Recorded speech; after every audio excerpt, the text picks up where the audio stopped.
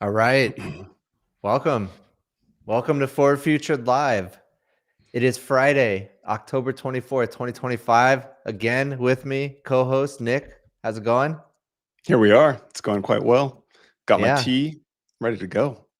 Yeah, we got a good show today. Yeah.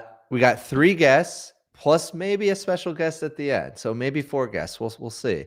First guest, Francesca Parmigiani, principal research manager at Microsoft. She has been working on the AOC, analog optical computer. It's a kind of new computing paradigm out of Microsoft. Very excited to speak with her. Then Alex Sherman, CEO and co-founder of Bluefish, joining us to talk about the future of digital marketing in the world of artificial intelligence and through the lens of AI. And then friend of the show, friend of mine, Matt Wolf, coming on, fellow content creator, fellow AI enthusiast, and we'll bring him on after that. But first, let's get into some of the biggest stories of the week. Nick, take us away. Yeah, let's do it. Thank you, Alex. Oh, yeah. This one Yeah. just happened. I mean, this hits actually because I've been feeling this. My posts haven't been getting as much attention as I think they deserve, and now we know why. Yeah. 100% not a function of the quality of your posts. No. So Elon Musk, my apologies for frustrations with the algorithm. We're working hard to fix the problem.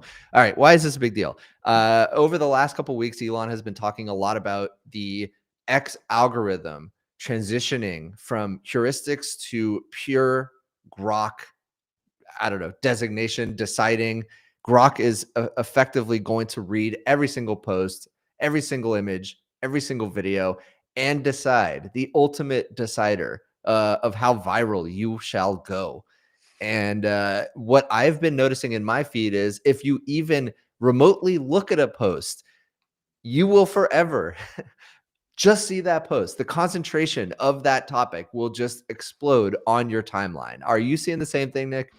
Definitely seeing the same thing. I mean, this to me resembles Instagram. I don't know how much time you spend on Instagram, but you go to one NBA clip and you are forever inundated with the basketball clips. So obviously, this is something that needs to be fixed. I think TikTok is probably the best example of this working really well. I don't Yeah. have TikTok myself, but my wife swears by it. Yeah.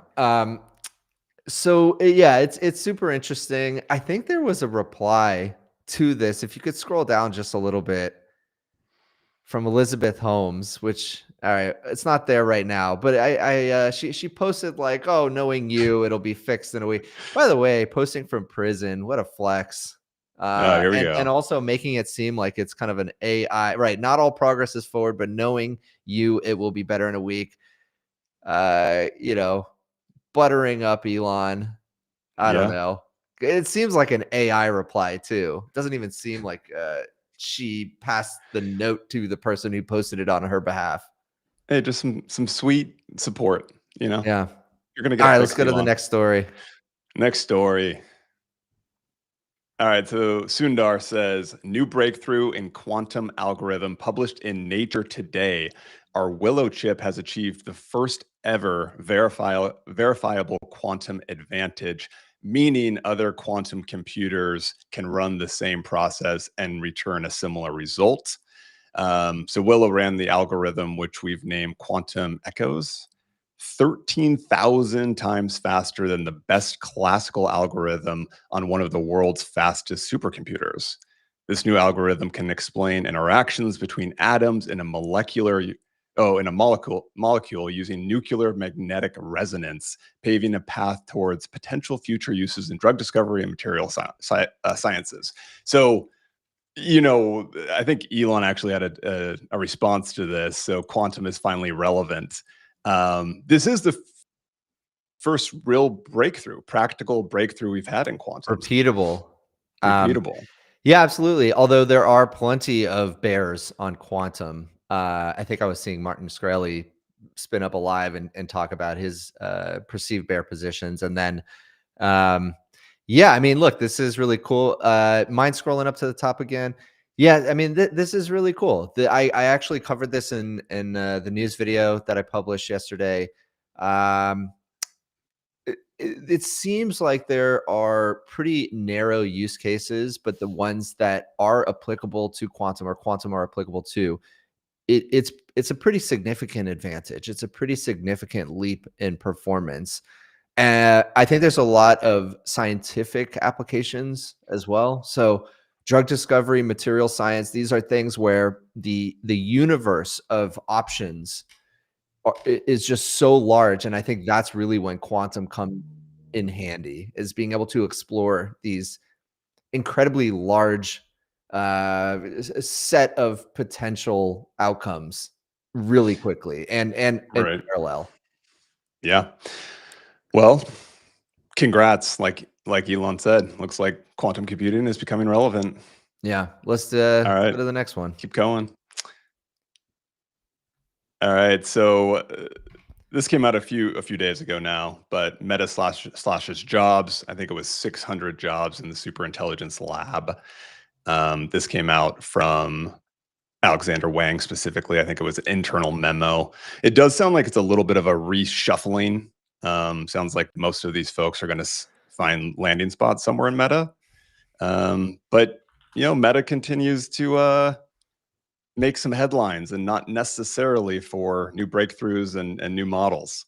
Yeah. So all right, a little background. We have the FAIR FAIR team at Meta that has been led by Jan LeCun. They've done a lot of incredible research papers. They've open sourced a lot of projects. It's been really phenomenal to see. Then, of course, with the Scale AI acquisition, Alexander Wang came on the team. He is chief AI scientist, I believe is the title. No, not scientist, chief A, whatever. He's the head of AI now. He started the TBD labs, to be determined. I think maybe that's going to be their permanent name, by the way. Chief AI officer. Chief AI, thank you. And hired, we covered this quite a bit, billion-dollar offers to some of the top AI researchers in the industry, and then has been kind of shaking up internals. Right. So like when the announcement was made, Meta said, we're going to find places in other parts of the company for the majority of folks who got affected by this layoff.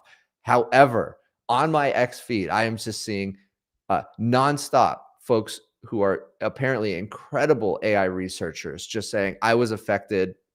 Where can I go? And of course, those people are going to be picked up very quickly from a myriad of different companies. But this is just more shakeup. And it's, I think the note internally was we need to make decisions more quickly. And, having multiple layers of decision making and approval just slows down everything that they're doing. And yeah, it's just an interesting culture going on there right now. Yeah, I mean, you see Google reacting, or have reacted to the behemoth that has become ChatGPT and OpenAI, and they acted a little slow at the start. It was a bumpy road, but now they are off to the races, releasing every single week. And I imagine that Meta is seeing this and wanting to get in the fast lane. I want to pull up a tweet from friend of the show, Yuchen Jin. Meta laid off 600 people from its superintelligence lab today, many fair researchers, like you said. And then he goes on to say, maybe I should raise a $2 billion and start a new frontier lab with these folks, which honestly is not a bad idea. If he was to do that, I would assume he would be quite successful. So happy to invest, Yuchen. You let us know. Yeah, absolutely. I'm pretty sure he's happily employed, but also I think he's a co-founder. Yeah, hyperbolic. indeed. So let's bring our first guest on. Let's do it. All right. So our first guest, Francesca Parmigiani. Hopefully, I'm pronouncing your name right. Principal Research Manager, Microsoft Research. Come on, join us, please. Hi, hello. Hi, Hello. Francesca. How are Thanks you? for joining us. I am so excited to talk to you. Yeah, this is awesome because it's not common for a new computing paradigm to be being worked on, and that's what you're doing. So first, Francesca, tell us about yourself. Tell us what you do at Microsoft. Fantastic. So you already introduced me yourself, and you pronounce my name very, very well. I'm Francesca Yes. Parmigiani. I'm Francesca Parmigiani. I'm, as you mentioned, Principal Research Manager at Microsoft Research Cambridge in UK. And I'm leading the project, the research project, Analog Optical Computing, that I'm very excited to talk to you today. I'm part of the research team, as you mentioned, and actually I'm super excited that Microsoft really has the opportunity for research to really shine. And so basically I'm very fortunate to go for very ambitious, high-risk ideas, but potentially can have a huge impact. And this is what Microsoft research is about. Yeah, that's amazing. And look, probably people know this, but Microsoft invests a ton in research. Just like they are so deep in it. They are very deep in quantum. And now I want to learn more about analog optical. Tell us, like, what is analog optical? I guess AOC, analog optical computer. What is it? How did you actually like start to go down that path of research? Fantastic. Absolutely. I would love to. So I believe, Matt, you are very familiar with digital computers, right? Bits, zeros, ones, logic gates, and or nor, whatever. Yep. What our analog optical computer does instead implements a variety of functionality using physical systems, optics, and analog electronics. And using those, we implement matrix. Oops. Oh, thank you. Got a little visual aid here. Matrix multiplication, nonlinearity, and a recursive loop. So just really to give you an idea, this image here shows is our analog optical computer, or part of it. And what is super exciting is the fact that we were able already to run in fact, real world use cases, both in AI inference as well as hard optimization problems on our AOC machine. At the moment, it's at small scale, but what is super exciting is that it has the potential of being 100 times more energy efficient than current GPUs for the specific computations that I've just told you about. So again, AOC is not a general purpose hardware, is a specialized hardware, an accelerator for specific applications. Sorry, interrupt. Please, I'm Nick, just go curious, ahead. what is the impetus for a research project like this kicking off? You mentioned that it's potentially much more efficient. Is it solving a problem like efficiency, or was it another reason? Sorry, how come is efficient? Sorry, I didn't catch the question. I'm curious what the impetus was. Like, why start a research project like this from the get-go? Is it to solve for efficiency or something else? To be fair with us, in general, optical computer or analog optical computer have been around since ever. In fact, the first computers were analogs, not digital. It's just digital was so much better back then.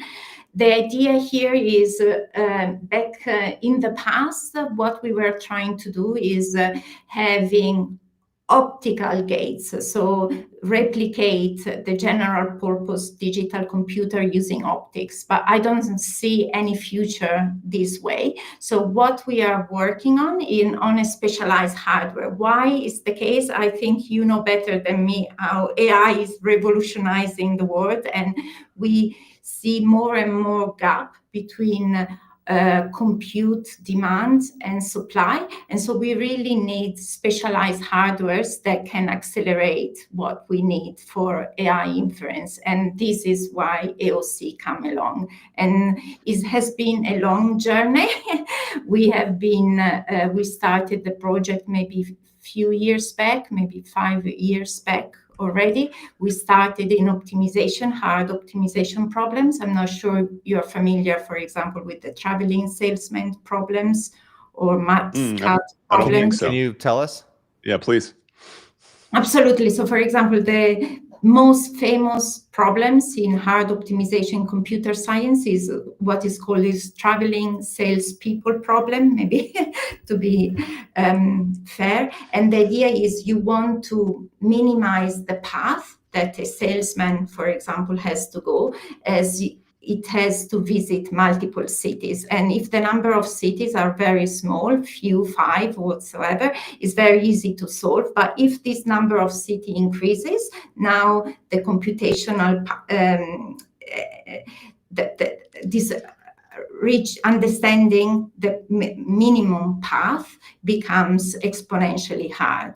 And so those are the type of hard optimization problems we are looking at. The most close to our hardware is the max cut, but the idea is the same. You need to maximize or minimize, in fact, something in a very, very complex and large landscape.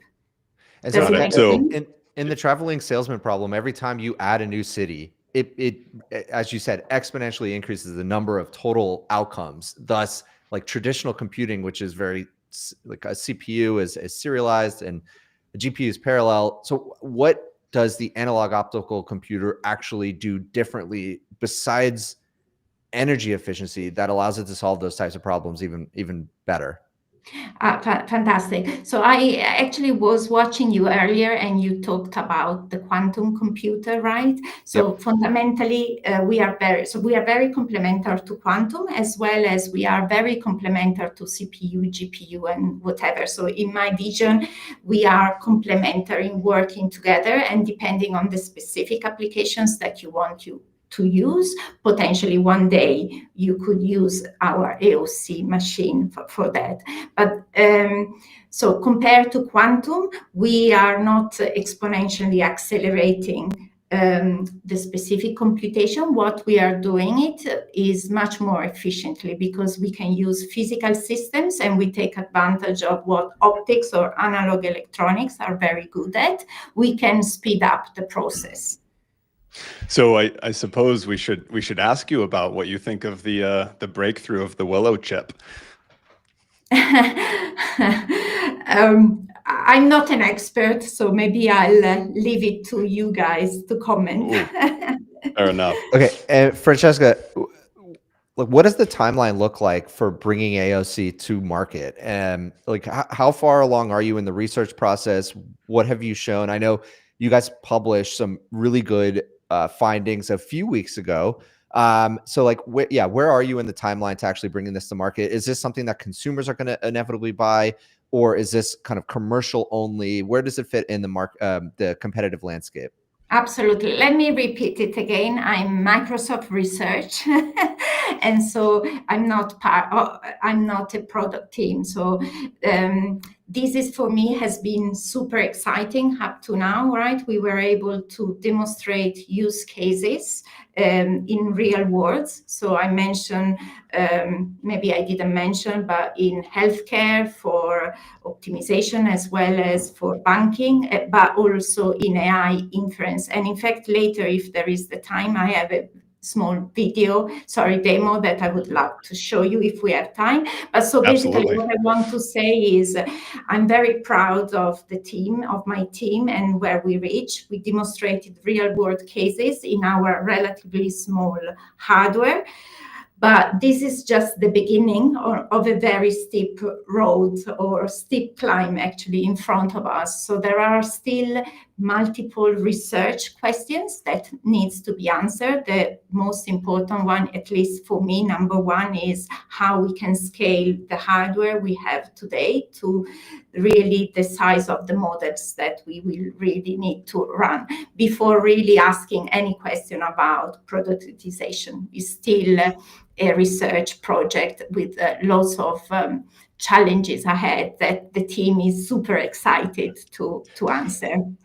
Can you walk us through a little bit of what the day-to-day for your team looks like? I feel like this is an area where a lot of people just don't have a firm grasp of what is happening day to day in these research labs. So what does today look like for you and your team, for instance? Oh, wow. Fantastic. So actually, I'm super fortunate about the team that I'm leading, because maybe we are kind of unique, or maybe I hope we are not, but we have in my team, we have a lots of different set of expertise. So my expertise is physics or optics, more in detail, but we have experts in electronic, machine learning, algorithm, optimization, mathematician, mechanical system people. And what we do is really we come together and try to solve hard problems. So my day today was based on actually working on what next our analog optical computer could run. I'll keep it quiet for my next interview with you guys. Top secret. I got it. But the idea is brainstorming, and I'm not sure you are very familiar with interdisciplinary teams. Initially, it's actually very challenging to really learn to really speak the same technical language. In fact, different disciplines have very different languages, or sometimes same words but different meanings, which is in a way initially a bit challenging. But once you reach a threshold, it's super exciting, because I really believe that the most important breakthrough really happen at the boundary of all our disciplines. So, and Francesca, describe what the team actually looks like. How big is a typical research team at Microsoft? How big is your team in particular? And what are some of those different disciplines that come together and kind of figure out that common language? Fantastic. So actually, the teams in in where I am can vary a lot. Usually, when you start a project, the team is extremely small. I would say from 1 to 3 people at the very maximum. And this is how my project started. I started with really a couple of people, and the idea there was, does it even make sense? Especially in my case, many people have already tried over the years. Does it make sense to build an analog optical computer? So once you believe it makes sense, then the team gets larger and larger. And today in my team, we are about 10 people. Expertise ranging, as I mentioned, from physics or optics to electronics, analog electronics, algorithm, system, and all of them are really key, because what you want to optimize is the end-to-end system. It's not something specific, it's really the end-to-end that we are optimizing. And Francesca, I want to bring it back to the analog optical computer for a second. Does it require a new programming language? Is it like very similar to a CPU at its lowest level? Like, can you explain a little bit of that? Absolutely. So that is really important, because we want to make sure that the software, our hardware runs with more or less the same softwares used for CPU and GPUs. And we are working very closely with teams to make sure that this is the case. So hopefully it's the same type of software that GPUs or CPUs are running on. And I know you're not on the commercial side, but I want to ask what your vision is. Is the AOC something that's going to sit alongside a CPU and a GPU in a consumer, or are you not even thinking about that yet? Well, I like dreaming, so I'm allowed to dream. And in my dream, what I envision is to have, obviously in the cloud, GPUs, CPUs, quantum computers, and obviously our analog optical computer there. And for specific application, potentially the user can run their problems or their models in our AOC. And so is this ever something that I'm going to find in my personal computer? Oh, no, it will be data set. If there is opportunity, right? It's a huge if. With, again, let me repeat it again, lots of challenges ahead that we are super excited to solve. It will be in the cloud. Spoken like a true researcher. Yeah, indeed. Absolutely, I am. Unfortunately, who knows? So you mentioned that your team started out fairly small, and now it's all the way up to 10 people. And so I have to imagine that you've been able to break through some challenges, solve some important things to get those resources. Can you walk us through like some of those most exciting moments where you're like, oh, we did it. Now on to the next stage of this project. Absolutely. So I would say that in my journey, it was being a bit still quite long. I felt there were many eureka moments. Maybe the most valuable for me was we had the first generation, not the one that we publish in Nature, as you advertise it for us, was a previous generation, so even smaller than what we had, but we were able to run a small version of these banking problems on the very hardware and show a very successful results, very good accuracy. And that really was the moment for me when I felt, oh, wow, potentially we are on something super exciting here. And I'm very excited to continue this journey.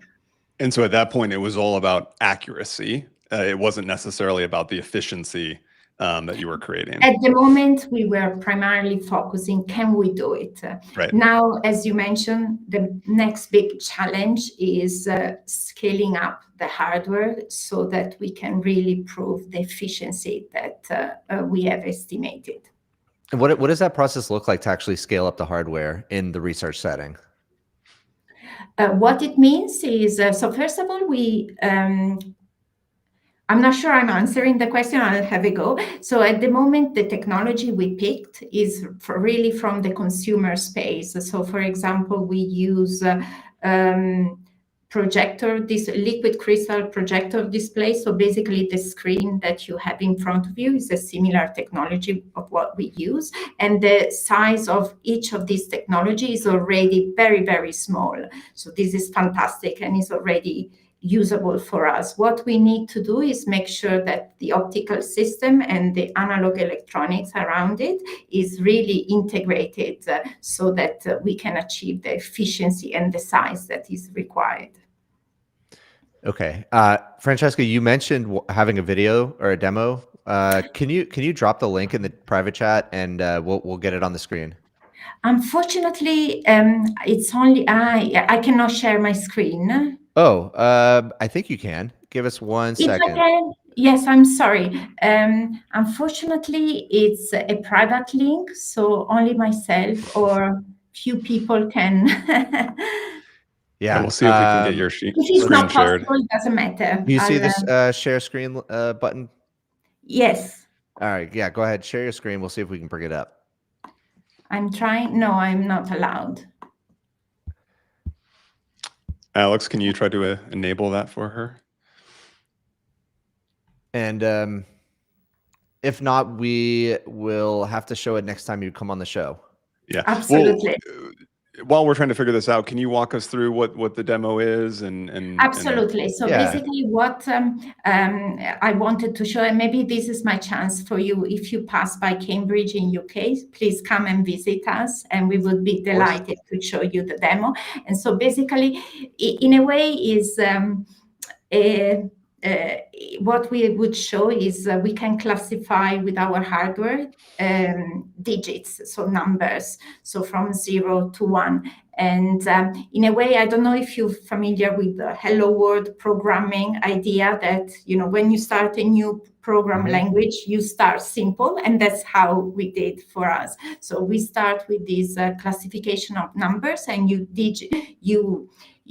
can scribble the numbers from 0 to 9, and hopefully the image is sent to our analog optical computer. It's printed into the light of the sources that we have. It runs through the system and eventually classifying the number correctly.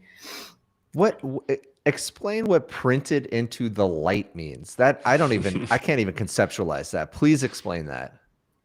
Oh, so yes, sorry. What I mean is it's the image that I'm writing. what's happening is it's mapped. Maybe this is a better word of using, into the light sources that we are using on the computer.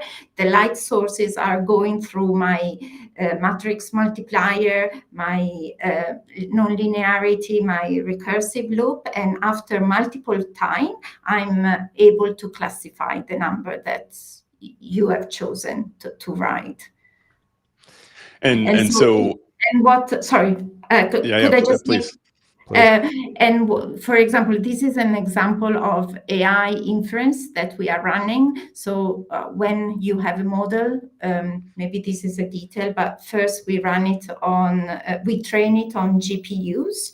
So to learn the parameters of the models, these parameters are then mapped into our hardware, and then depending on the inference, so in this case, the number that you are writing, then I will be able to tell you which number you have written. And obviously, as I said, this is just the beginning of the potentiality that the hardware can bring. And as I mentioned, we have worked also on different classification, regression. We are looking at the hard optimization in banking and healthcare, and I'm very excited about potential for generative AI that we are working towards. And Francesca, is AOC specifically targeting AI use cases, or do you see it being more broad than that? So at the moment, what is a fantastic question, is work in progress. At the moment, we looked at using AOC for specific application in AI inference for hard optimization problems, but the experts in the team are trying to widen the horizon to make sure that is as broad as possible, being assured that still is not a general purpose hardware. All right. Francesca, I want to thank you so much for joining us on the show. This is fascinating. We're going to drop the links in chat to the different papers that you published over the last few weeks. And thank you so much. Thank you so much for joining us. Thank you so much for your time. Thank you. Bye, guys. Thank you, Francesca. All right. I think that the directive probably from the top down and from most of the industry is more compute, right? It's like there's so many people working on so many different new computing paradigms specifically to fill the demand of artificial intelligence. And this is just another really cool potential approach to generating a lot more compute. Yeah, and then of course the efficiency, the speed. I mean, we just released the Cerebras video, and they're all about speed. Companies are trying to figure out their edge there. So yeah, I mean, interesting stuff.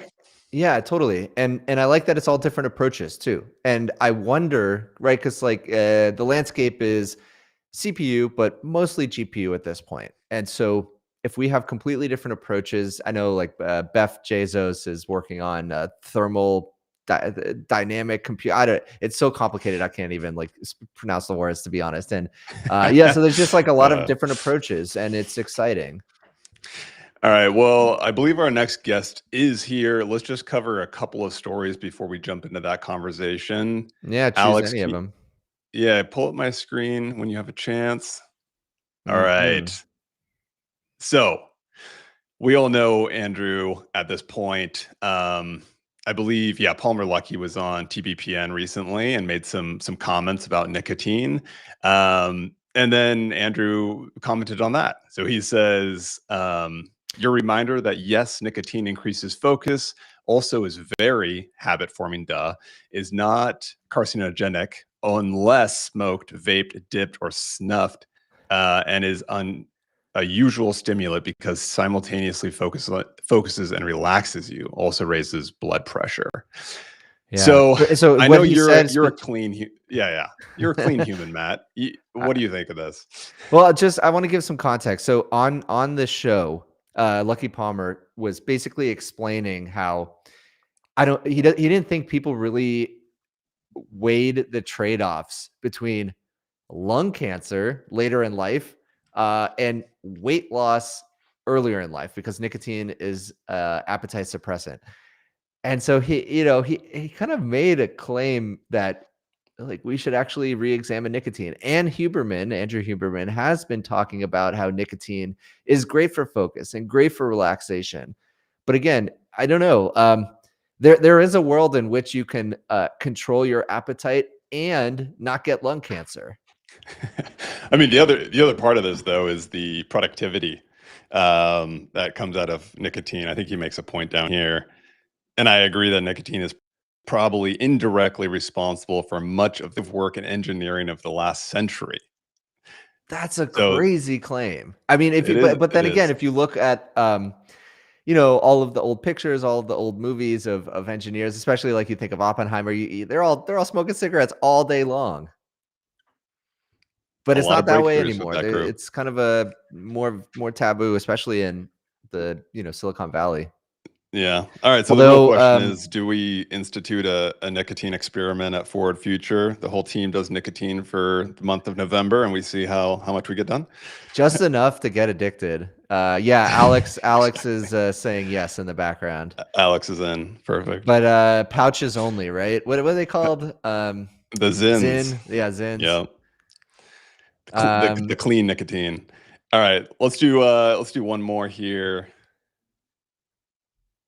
All right. So we have this is AI crazy. companies now offering up to $150 per hour to watch you cook and clean to help train the next generation of humanoid robots that will be mass produced. Yeah. So there's a bunch to unpack here. First, $150 an hour is that's a great pay. I mean, if you're an Uber driver and thinking about, well, do I continue with Uber at, I don't know how, 20, 30 bucks an hour versus 150 an hour to go cook and have a robot watch me cook? It's interesting. I think the other thing is how much of this is really going to be scalable, because what I've been reading, what I've been hearing is, using world models and creating simulated environments to allow agents and then embodied agents, humanoid robots, to actually play around and experiment and kind of self-play.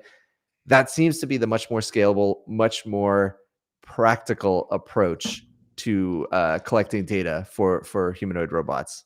That's interesting. So I wonder if the quality of this data, how nuanced the human movement is when you are cooking, is important to do in real life. I don't know. Yeah. And then but you this gotta is think. clearly. Yeah, go ahead. No, sorry. I was gonna say, then you got to think about, are they hiring professional chefs for this, or are they hiring just somebody like me who can barely cook grilled cheese? And if James that's the Beard, case, award-winning chef, or Matthew Berman. Yeah, I mean, yeah. the delta is huge. And then if they're using me as the data source, it's going to be slop, right? So I really hope they are hiring Michelin star chefs here. I'm just concerned about the sanitation here. I mean, everyone knows you have to wash your hands after you handle raw meat. Is that what he's not doing that? Huh? Yeah. How do you wash your robot hands? Yep. I've also heard that the range, the hourly rate really ranges depending on the complexity of the task. So if you're doing something like cooking, which is a little bit more complex, versus maybe throwing clothes into a washer, Yep. the hourly rate is a little bit different, but interesting nonetheless. Can you scroll up just slightly? Yeah. So it's interesting. Right at the end here, it says a few of the companies offering pay are Ncord, Micro One, and Scale AI. Scale AI, recently acquired by Meta. We were talking about that earlier. So, yeah, interesting. The dystopian view here is basically they're paying humans to train their replacements, which seems to be a common theme in a lot of this. Right, exactly. And you're probably seeing a lot of that with drivers as well, especially you see the Zoox vehicles driving around. You see I'm sure Waymos were being driven around. Now they're autonomous, but yeah, you're essentially training a replacement. Fun. By the way, I just heard that Waymos, they did a test. It was strictly on city streets, and the test resulted in 91% fewer accidents compared to human drivers. Not 91%. surprised. And That's incredible. robot chefs are going to have 91% non-burned meat, because that's what I do all the time. Exactly. All right, that was one. All right, let's keep going. Let's bring on our next guest. Alex, please bring on our next guest. Alex Sherman. Hello, sir. How are you? Hey guys, how's it going? Good. How's your day going? Going well. Thanks for joining us. Yeah, Good so yeah. far. I've been watching and just thinking about, like, I'm next. Like, the robots are coming for startup CEOs. Like, that's inevitable might at this be. point, right? Are Yeah, you doing any absolutely. training on the side that That's we the don't know thing. about? Like, it sounds like you sort of, you can get paid $150 an hour, but for how long? Like, you sort of show them how to do it, and then the checks stop at some point. Is that Right. If it's a Yeah. 3-hour training, short-lived. Yeah. Yeah. Terrifying. All right. Well, very excited to have you on the show, Alex. Just starting off, why don't you tell everyone who you are, what you're working on, all that good stuff. Yeah, sure thing. So my name's Alex. I'm the CEO of Bluefish AI. You can think of us as basically a marketing platform for AI. So simply put, we partner with the largest brands in the world to help their marketing teams gain visibility and influence over how their products and services are portrayed to consumers by the major AI providers. So if someone's shopping for car insurance on ChatGPT, they're comparison shopping, trying to compare plans. We work with the insurance companies to help them understand how they're showing up in those search results, in those conversations, help them optimize and tune the content that they make available to LLMs, so how the models learn about their products and services. And we basically believe that AI is the next big marketing channel on the internet. Yeah. So yeah, that's what we do. Yeah, So, I'm I guess so the excited. natural- Go for it, Nick. Go ahead. Yeah. Okay. There we go. There it is. I guess the natural question here is, how much influence does a brand actually have over these LLMs? Is it really significant, or is it subtle and nuanced, but there's still significance there nonetheless? Short answer is there's a ton of influence, especially for larger brands. The big inflection point for us in our business was as soon as the models started to leverage real-time information from across the internet, all of a sudden you saw sort of those learning cycles really accelerate. And taking a step back, models are trained on the internet. The internet is a collection of websites, especially if you're a large brand. The content that you make available on your brand.com or on a retailer product detail page, that is immediately consumed by the LLMs and makes its way into their responses. Of course, third-party content is just as, if not more, critical to how the models think about a particular product category or a brand. And so today, large brands sort of have to manage the content they make available, but they also need to keep an eye on how else the models are learning about their brands.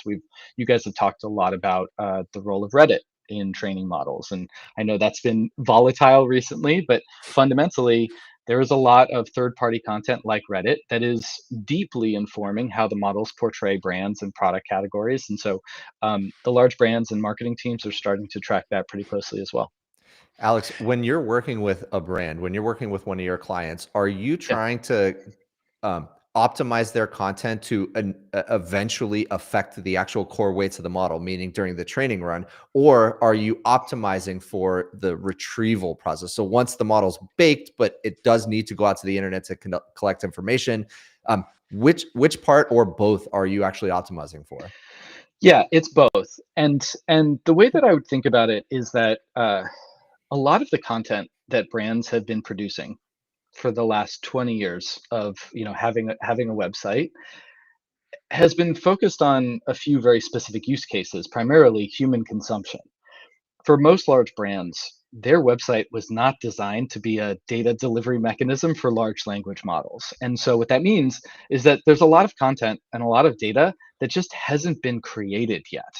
If you look at a product detail page on a brand's website, those product detail pages are maybe 300 400 words max, because it's oriented and geared towards these very finite human attention spans, and maybe search algorithms as well. LLMs are the opposite. LLMs are looking for rich content, Right. answers to consumer questions. And so the sort of the path for brands is to create a lot more content to help answer some of those questions. And I think, today there are some perverse incentives that exist where you guys have seen the rise of AI slop and low quality sort of mass produced content. Ultimately, we don't really think that's where the space goes. We think there's a great incentive for brands to create really high quality content that is actually useful, that actually helps answer consumer questions. That's harder to do, but ultimately we think that's sort of where things go. So I was going to ask you about the parallels between content marketing and this type of marketing, but based on that response, it sounds like it's quite different. Whereas content marketing, you're trying to show up in a Google search page, you might do a listicle or something that is Yeah, right. relatively trivial and easy to put together and provides little to no value. This, you're actually saying, indexing more on human created content, long form content, is actually the trick here. Yeah, I mean, if you think of traditional search, the output, user goes to a major search engine, puts in a keyword, they get a list of links. So ultimately, a search algorithm is trying to understand your credibility and relevance, but the thing it's delivering to a consumer is just a link to your website, right? That's the outcome. Obviously, with AI, the output is totally different. It's a long form qualitative response to that very specific consumer prompt. And so if you sort of look at the difference between what a search algorithm is looking for and what an LLM crawler, for example, is looking for, there's certainly some overlap. And I don't want to wade into the like dogmatic debate of like, AI search versus legacy search, but fundamentally, it requires a lot more content. It requires a lot more information. And to your point, you're not trying to trick the LLM. This isn't sort of like, hacking a search algorithm. Fundamentally, you're trying to inform. You're trying to give that LLM something that it can use to provide a credible, high integrity response to a consumer. And so, yeah, that's where it goes. It's interesting when you think back to SEO, search engine optimization. A lot of what allowed you to rank highly in the algorithm, in the actual search results, was your inbound links, right? And it's kind of a proxy for authority. When LLM crawlers and LLM search are looking at your website, are they also using inbound links as a measure of authority? Or because it just seems like rebuilding that map would be an enormous undertaking, essentially rebuilding Google. And I don't think the LLMs are doing that. So what are they looking at? How do they know to go to, X website versus Y website?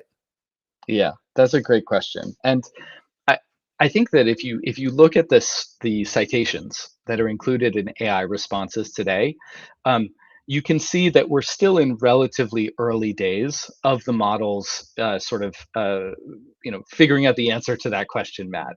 So, for example, um, if you go to ChatGPT and you're searching for a credit card, and you look at sort of the sources and citations that come up in that response, you might get a lot of essentially paid editorial content from third party blogs, like literally pay to play content from NerdWallet or PointsGuy, that Yeah. all of the big credit card companies have all paid to include their content on those pages. If I'm Sam Altman, and ultimately what I'm solving for is a really high integrity consumer experience where a customer can go to ChatGPT and really trust that the response that they're getting back is actually based on independent sources, consumer reviews, that sort of thing. You might be looking at sort of the current state and saying, maybe we want to slide the slider a little bit more in the opposite direction. Maybe we want brands like a Chase to create more high quality content. Maybe we actually want to pull in reviews and we want to tilt our weighting towards those sorts of sources. And it's not yet happening. It's moving in that direction, but I think we're still in relatively early days there. Hmm. Now, as you guys are probably aware, the big catalyst here is shopping, right? So if you spoke to the AI companies a year ago, 2 years ago, and said, "Hey, you need really high quality content and data from commercial brands," maybe that wasn't the highest priority. But now that everyone has launched shopping, all of a sudden there's much more commercial behavior that's happening on ChatGPT, and all of a sudden for the major AI providers, they've realized, okay, if we're going to have these sort of long form commercial experiences on ChatGPT, we need data to back it up. We need to really think about what are the sources that our models are pulling in to inform those conversations. You know, Yeah, I'm glad you brought that. Oh, Nick, go for it. Yeah, Well, we're obviously we're both doing all super excited. I know. I love This it. is more than we Did ever you interrupt guys each other. start that nicotine test? Yeah. Is that what It happened mid-show. You want me to take this one? All right, real Do quick. it, Nick. Yeah. So, you know, bringing up agentic commerce, we had Emily Glassberg-Sands, the head of data and AI at Stripe, on the show a couple weeks ago. Fascinating discussion about all of this. How do you think about agentic commerce through the lens of GEO? Like, just walk us through how you see all of this playing out. You know, she brought up a number of interesting use cases, like, you know, all your back to school shopping is going to be taken care of because the LLMs know how old your kids are. They know what's trending online. They, you know, they all know all these things. So what's the overlap between what you all are doing and this agentic commerce future? Massive overlap, right? Like we're about to go through the first Q4 holiday shopping period that is almost entirely powered by AI. And for most large brands, for most large marketing teams, I think it's something like $250 billion worth of goods will be transacted over the next 6 to 8 weeks in the United States. So if you're a marketer, this is your Super Bowl. Like this is when, you know, you will sell 50% of your revenue for the year. And so for most of those marketers, the media plans, all of those display ads, those search ads, all of the sort of marketing plans that were developed for this holiday period were developed like 9 months ago, 6 months ago. It's been in the making for a long time. But in the meantime, consumer behavior has completely slid over into this new paradigm. Last year, if you were shopping for Christmas, you pretty much had like a traditional search experience. Put in your keyword, get your links, you know, crisscross the internet trying to find what you're looking for.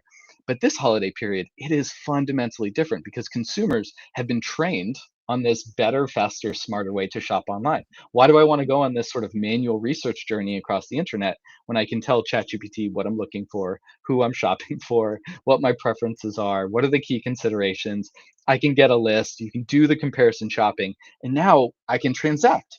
So I haven't left AI, and I've moved from the top of my purchasing journey to the very bottom. And so for marketers, the next couple of weeks, the next couple of months are going to be, incredibly impactful, and it's going to set the tone for all of 2026 and beyond.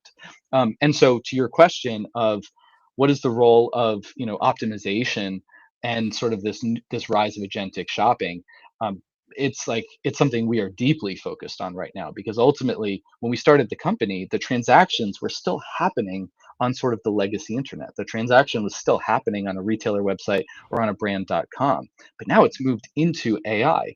And so for marketers, think of marketers as sort of looking at this like beautiful enterprise marketing stack that they've built over the last few decades across, organic marketing, paid marketing, analytics, data infrastructure. In a matter of 12 months, none of that legacy marketing stack helps them reach consumers in AI. And so there's a lot of sort of work that's being done right now. And this is why we exist, of course, is to help these brands rebuild their enterprise MarTech stack to manage this new funnel that in a very short period of time went from 0 to 60. Yeah. And so I'm curious, a big part of the search engine results are paid results, right? That's Google's money printing business. It's like half the greatest page now. Yeah, it's like the greatest economic engine in the history of humans. But now we have AI results. And personally, I'm using ChatGPT or Claude or Grok 9 times out of 10 for my searches.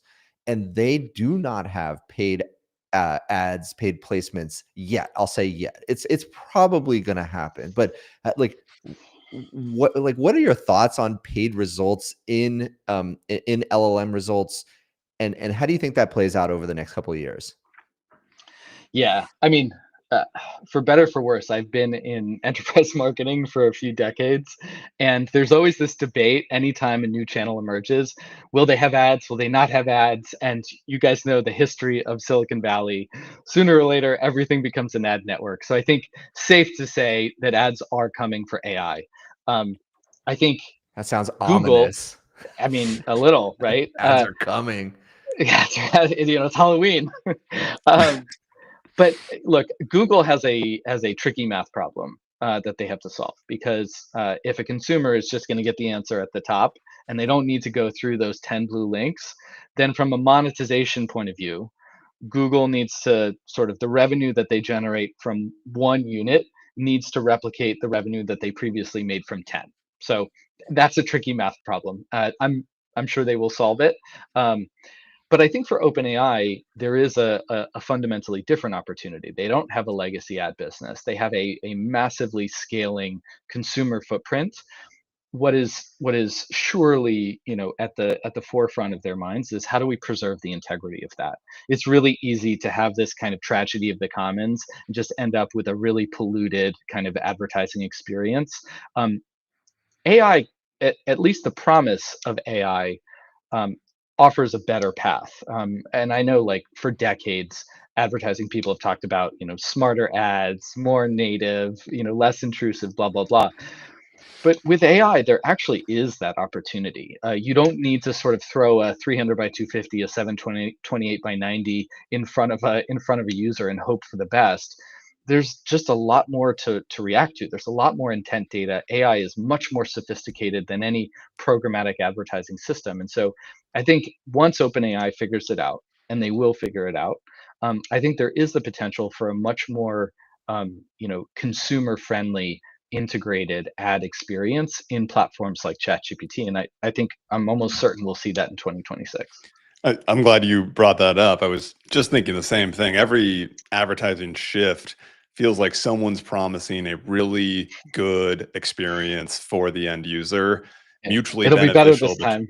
It will be better this time. It's always going to be better. It actually feels like it might be better this time. The LLMs have so much more context on us when we're in market, when we're not, when we're looking for something specific. So we'll see if they pull it off. Alex, at the beginning, you spoke about the difference between the content generated, or created, I should say, for humans, and the content created for AI, right? Content created for humans, maybe Sure. a few hundred words. AI wants much richer, much more in-depth content. And then all of a sudden, a website publisher has this fork in the road. Who am I creating content for ultimately? Yeah.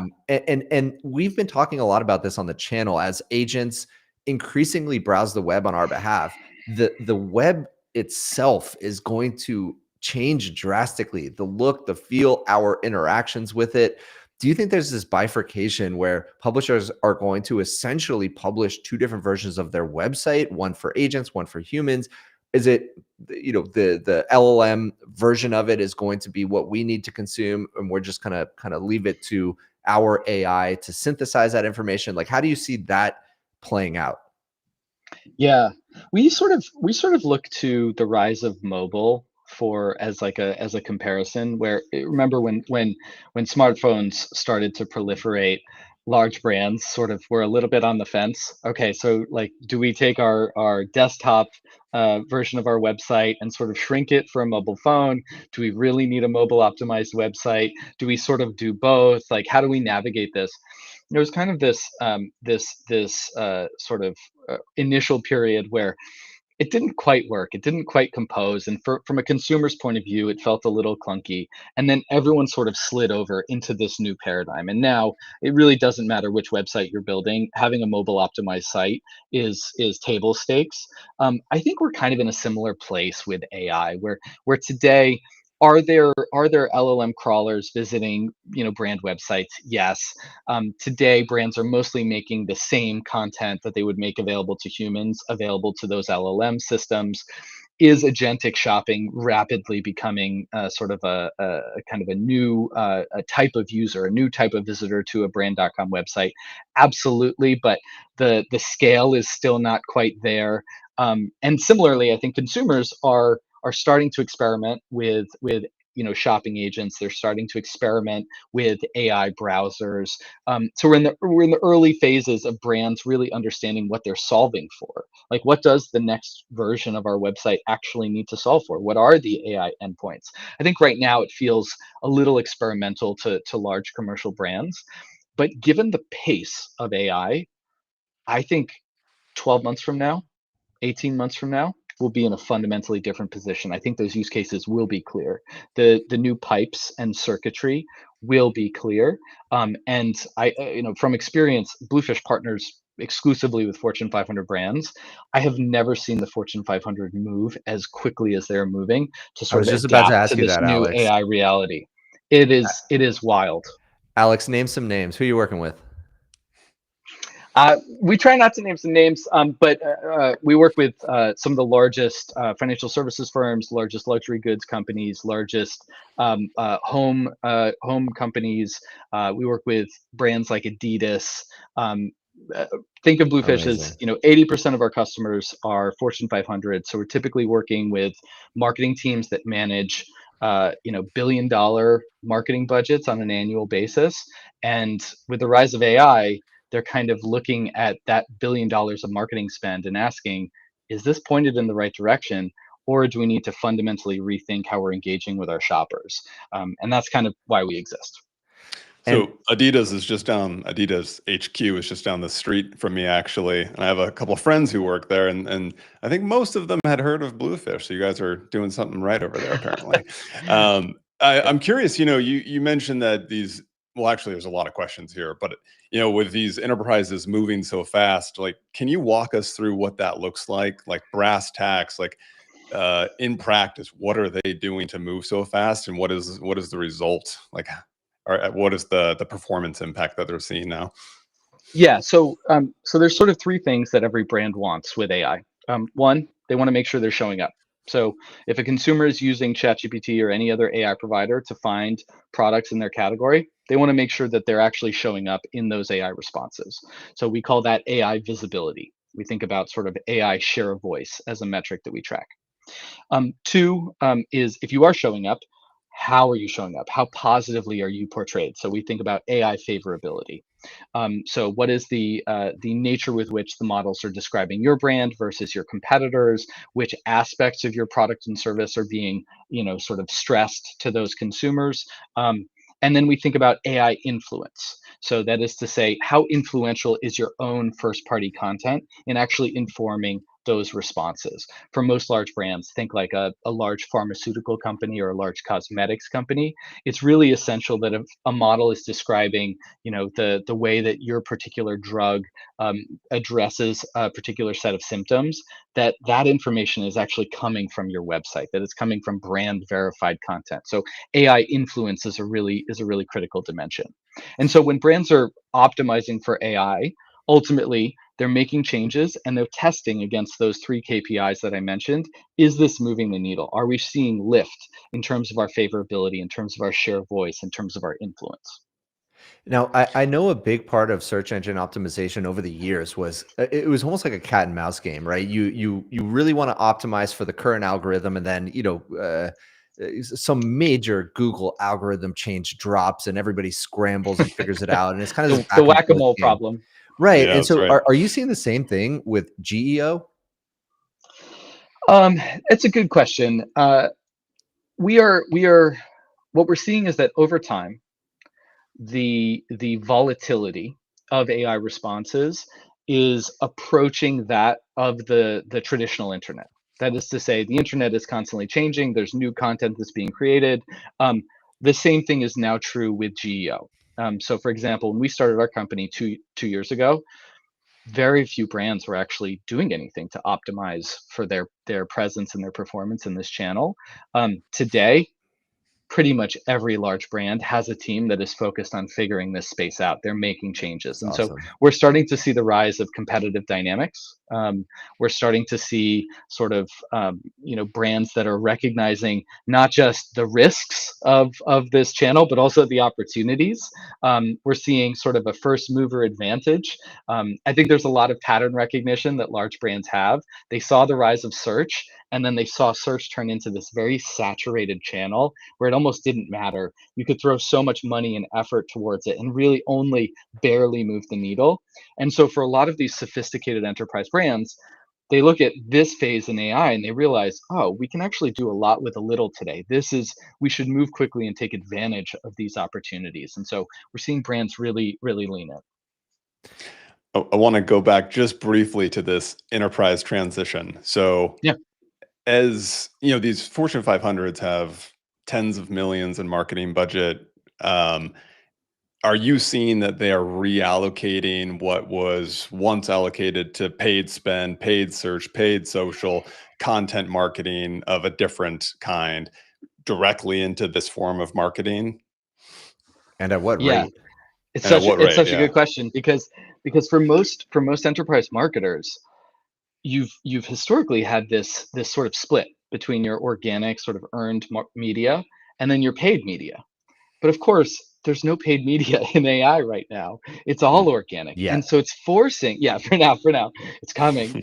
But it's sort of forcing this kind of rethinking of what is the split between organic and paid? And what is more important? Is it more important for us to buy ads, or is it more important for us to create that high quality content?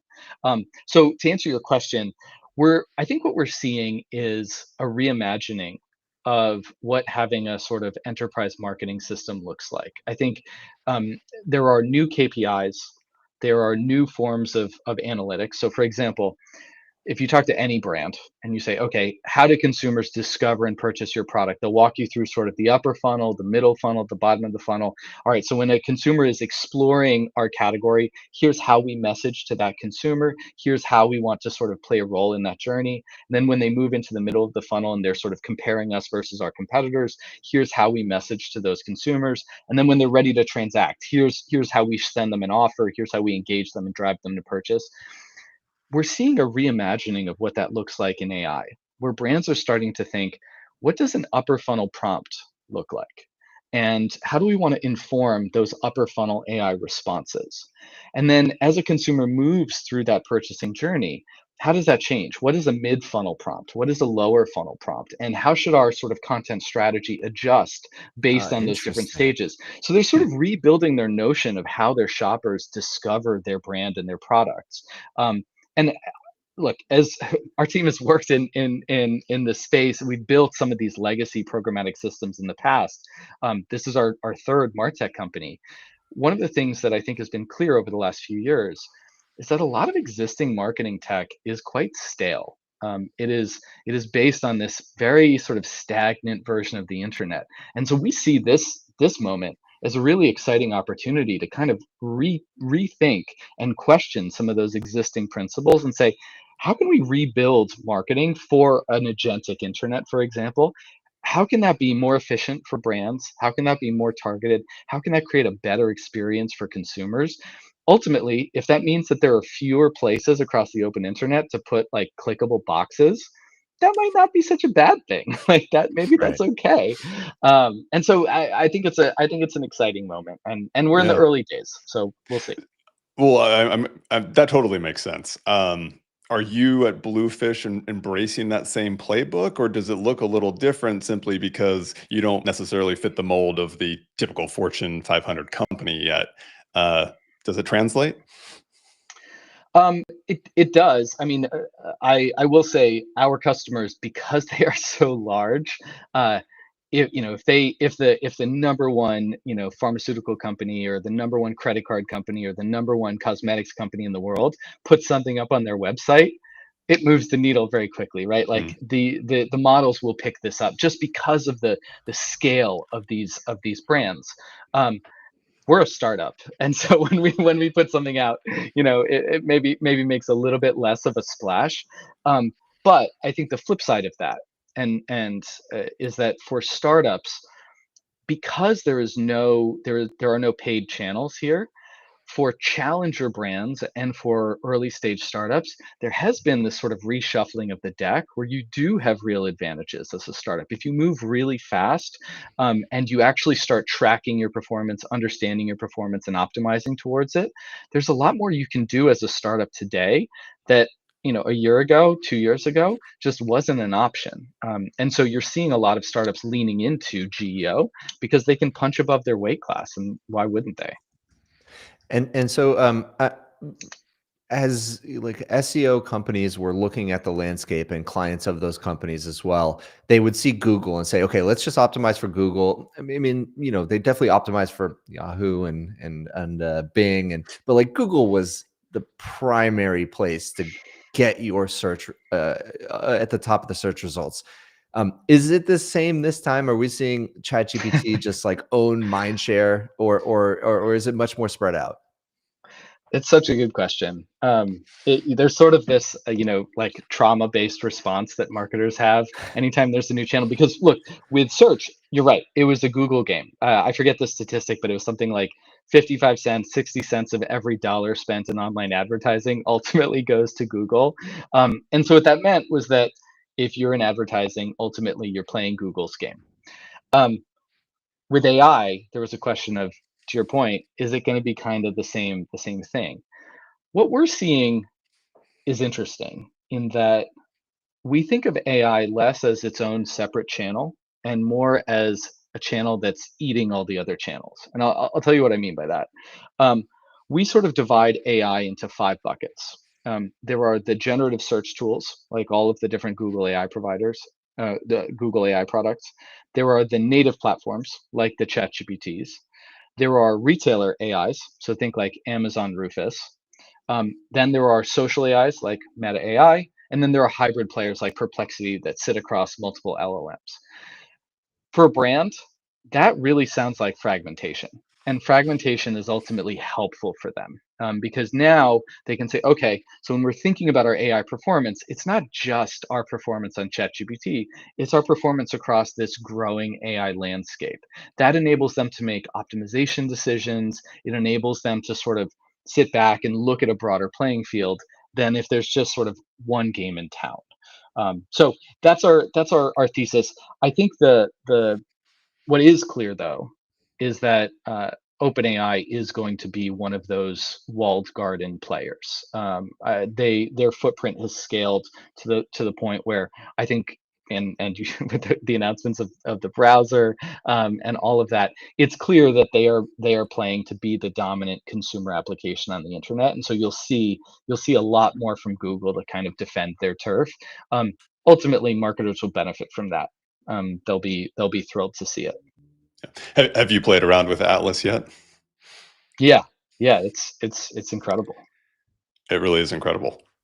Are there optimizations specific for browsers, or is it kind of just the same playbook? Like we're really optimizing for ChatGPT. It just happens to live in a browser now. Well, so going back to your comment earlier, I think for brands, they're looking at all of these different use cases for their website. Okay, so now our website needs to be optimized for these AI browsers, for agentic shopping. You're starting to see the LLMs open up APIs for brands to send data, like product feeds, directly to the models. And so there's all of this new kind of surface area for brands to start to optimize for. And so, yeah, there are huge implications there. Well, Alex, this has been very interesting. I feel like we could keep going for quite a while on this. Where can people find you? Where should people look up Bluefish? Yeah, we're at bluefishai.com, and we are scaling really quickly. And so if anybody has any questions, shoot us a note. I'm Alex at bluefishai.com. And yeah, we'd love to chat. You have a Twitter you want to share? I don't. Speaking of nicotine addictions, I cut myself off. I'm still in the withdrawal phase, so don't tempt me back. All right, fair enough. Bluefish AI, we dropped it in chat. Thank you, Alex, so much for joining us. Yeah, thank you so much for having me. Great chat with you. See ya. All right. Yeah, man. It's so funny. Typically when you have a new technology, large enterprise organizations are very slow to adopt it, but I think AI just hit everybody like a complete tornado, and they're just adopting. They knew it. People saw ChatGPT. They knew what was changing. They knew showing up in the LLM results was important because they're personally using it, right? Like if I'm the CEO of a major, Fortune 500 company, I am using ChatGPT. It's not something that like, oh, my kids use it, or, oh, I know people who have, like, I am using this stuff. So when I'm typing in search results and I'm not seeing my company appear there, it becomes such a visceral problem, a visceral pain point for me. Yeah, nothing is worse than coming up on the second page. I think a lot of that motivation is driven by fear. Like Aaron Levy says, this is a great time to be a startup. A lot of people say that. And so I think a lot of these enterprise companies see the writing on the wall, and if they don't act now, they're going to get their lunch eaten. Yeah. That was a fun conversation. Yeah, absolutely. Usually we do a little bit of news around this time, but I think we bring on our next guest to do it with us. Matt can speak to the news, I bet. Yeah, so we have, as I mentioned, friend of the channel, friend of mine, Matt Wolf.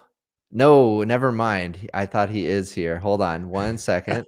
He'll be here in 1 minute. I was just kidding about that. He'll be here in 1 minute. Let's do one story real quick before he comes on. Sounds great.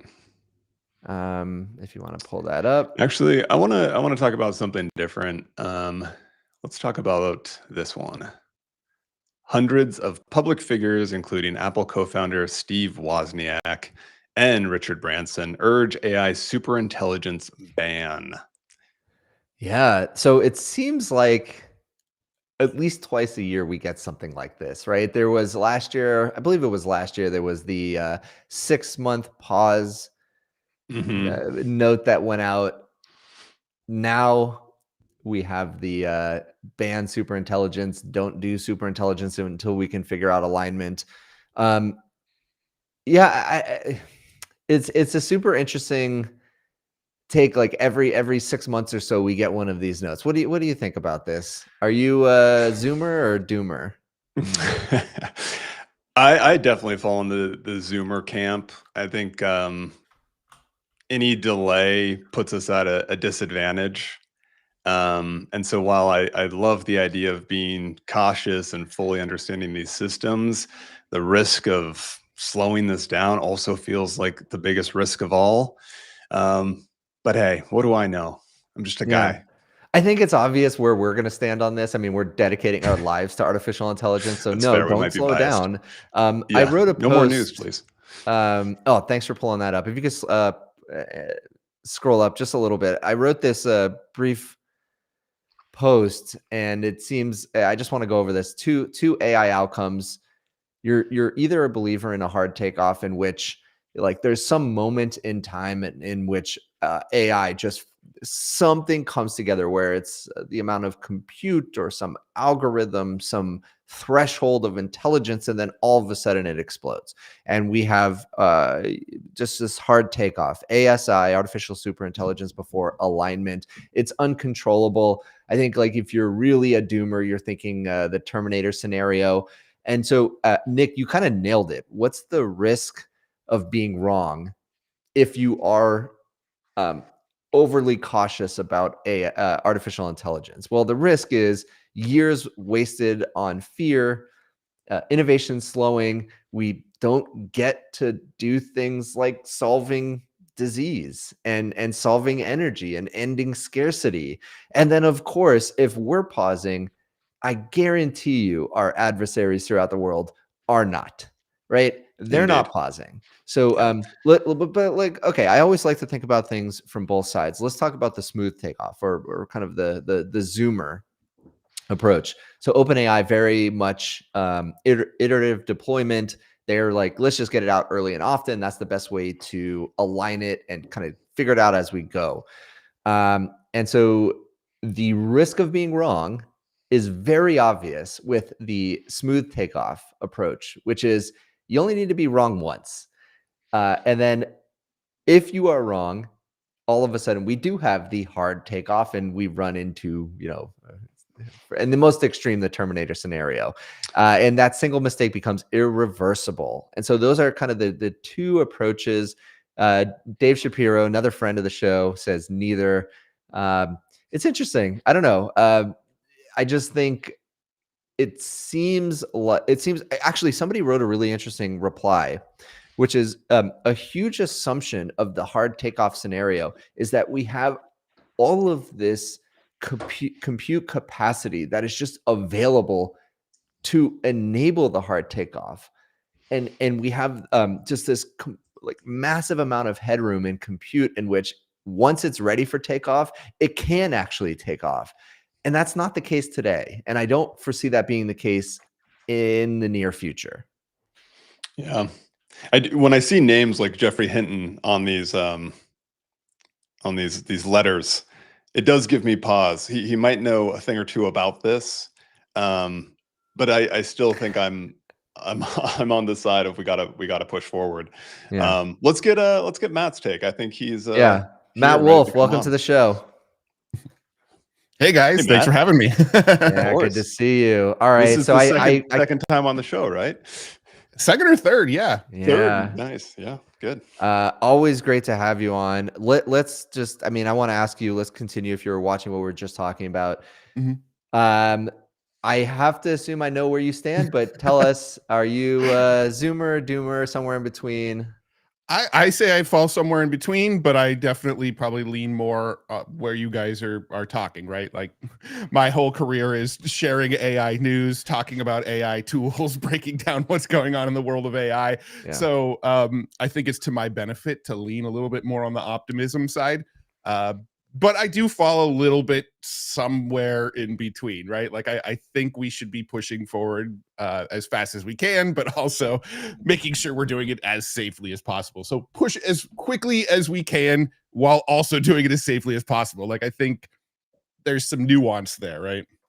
What do both of you think the as safely as possible means? Is it just iterative development? Is it some kind of checks and balances? Like, what do you think really comes into play here?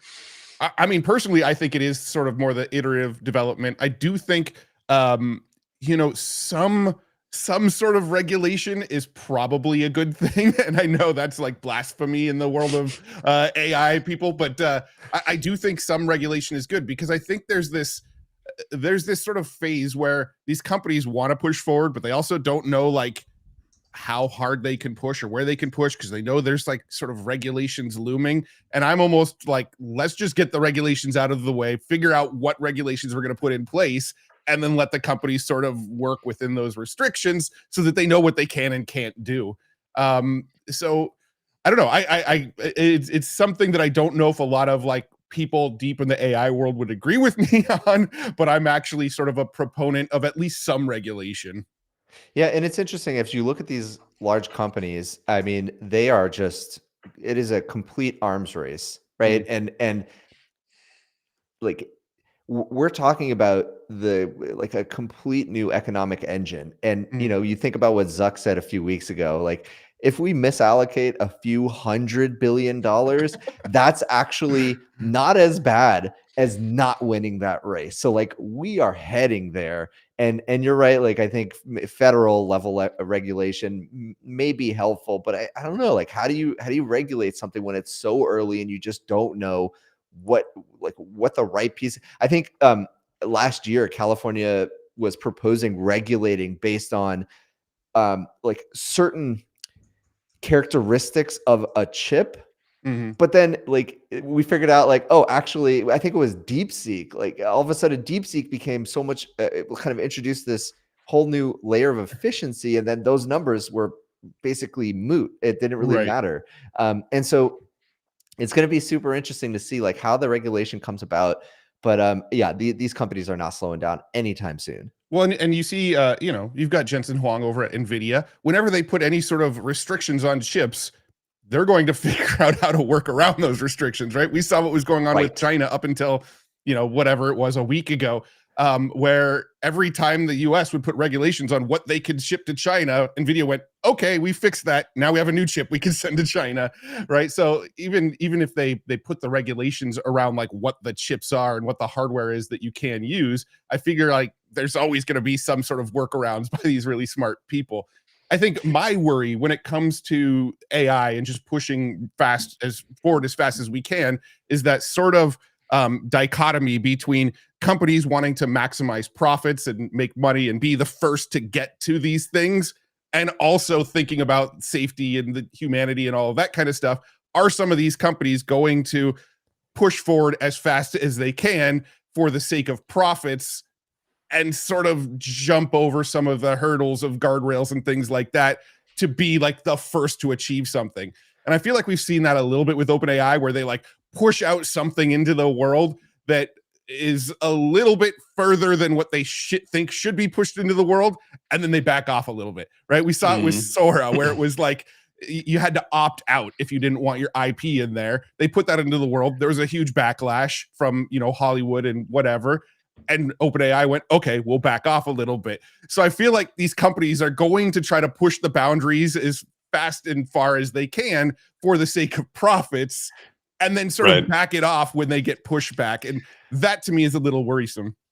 That's a good encapsulation of their overarching approach to this stuff. And it almost feels like it's by design, right? Like this it literally is by design, Nick, right? Yeah. They have a fiduciary duty to maximize profits for shareholders. Thus, like if they're thinking about safety versus profit, and legally they're not bound to safety, they are going to go for profit. Right. Because otherwise they go to jail, right? I mean, I'm you know, exaggerating a bit, but that is a legal requirement of the board, of the CEO, to deliver profits to shareholders. So and I agree. I think OpenAI has a little bit weirder of a structure than that. They're what is it, a public benefit corporation? Is that what they're called? Yeah, I mean, it's like a private slightly different. It's like a turducken of a entity. Turducken. Yeah, but then you do have like Google, and I think probably the scariest company in my opinion is Meta. I think Meta will do whatever they can to push for profits over everything. That doesn't sound like the Zuck I know. Yeah, but the prudent suck. I mean, if you're looking at their, you know, $1 billion offers for the best AI researchers in the world over the last 6 months, you know, I might agree with you on that one. Matt Wolf, is that a factory AI shirt? It is. I actually specifically picked this shirt out to wear on this show today. So, yeah, big fan of factory over here as well. Yeah. Nick, you want to pull up our next story? Yeah, I have just the one. What is that hat, Matt? Press publish. This is Colin and Samir. I don't know if you ever watched their YouTube channel. That's like their brand. Yeah, that's awesome. I was out at New York a couple weeks ago. So, sorry, say it again, Matt. I was out in New York a couple weeks ago meeting with them and their team, and they gave me this hat. So awesome. Nice. Yeah, when I first started my YouTube journey, I watched all of their videos to like I didn't know what I was. I mean, I still don't, but I know slightly more. And their videos were so valuable in the early days to just like, what the heck am I doing here? Yeah, I still love their interviews. But yeah, let's get into the next topic. Well, actually, Matt, if you don't mind, before we jump into servers and space, what are you up to these days besides going to New York? What's the breakdown? Well, I'm headed to TechCrunch Disrupt this week. I think Matt and I are going to meet up for lunch while I'm up there. Are you based in SF as well, Nick? I'm in Portland, Oregon for now. Okay, gotcha. Yeah, because I know Matt just relocated to sort of be part of the scene up there, right? Oh, exactly. So I'm going to be up there for TechCrunch Disrupt next week. But other than that, I mean, I'm kind of doing what I do: research, reading news, making videos about how to use the latest AI tech, and doing some investing here and there.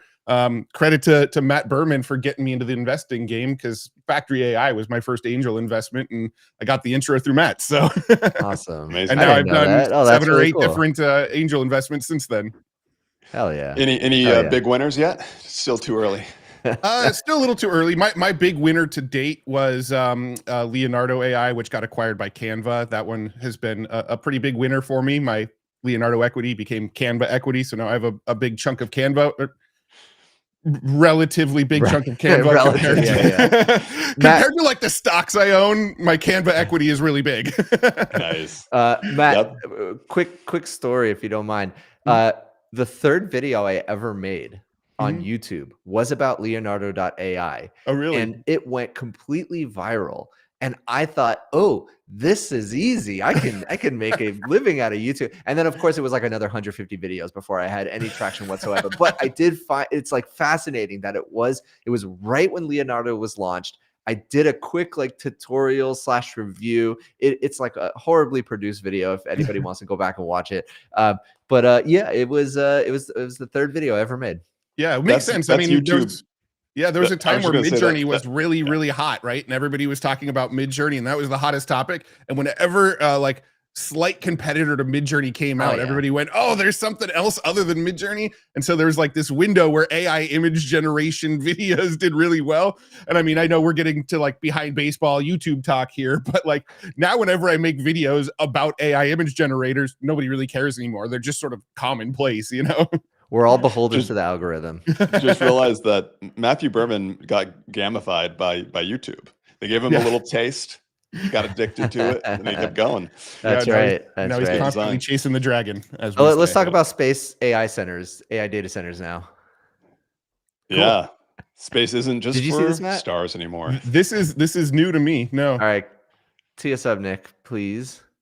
All right, so the startup called Star Cloud, which is part of NVIDIA's Inception program, is building AI-powered data centers in outer space.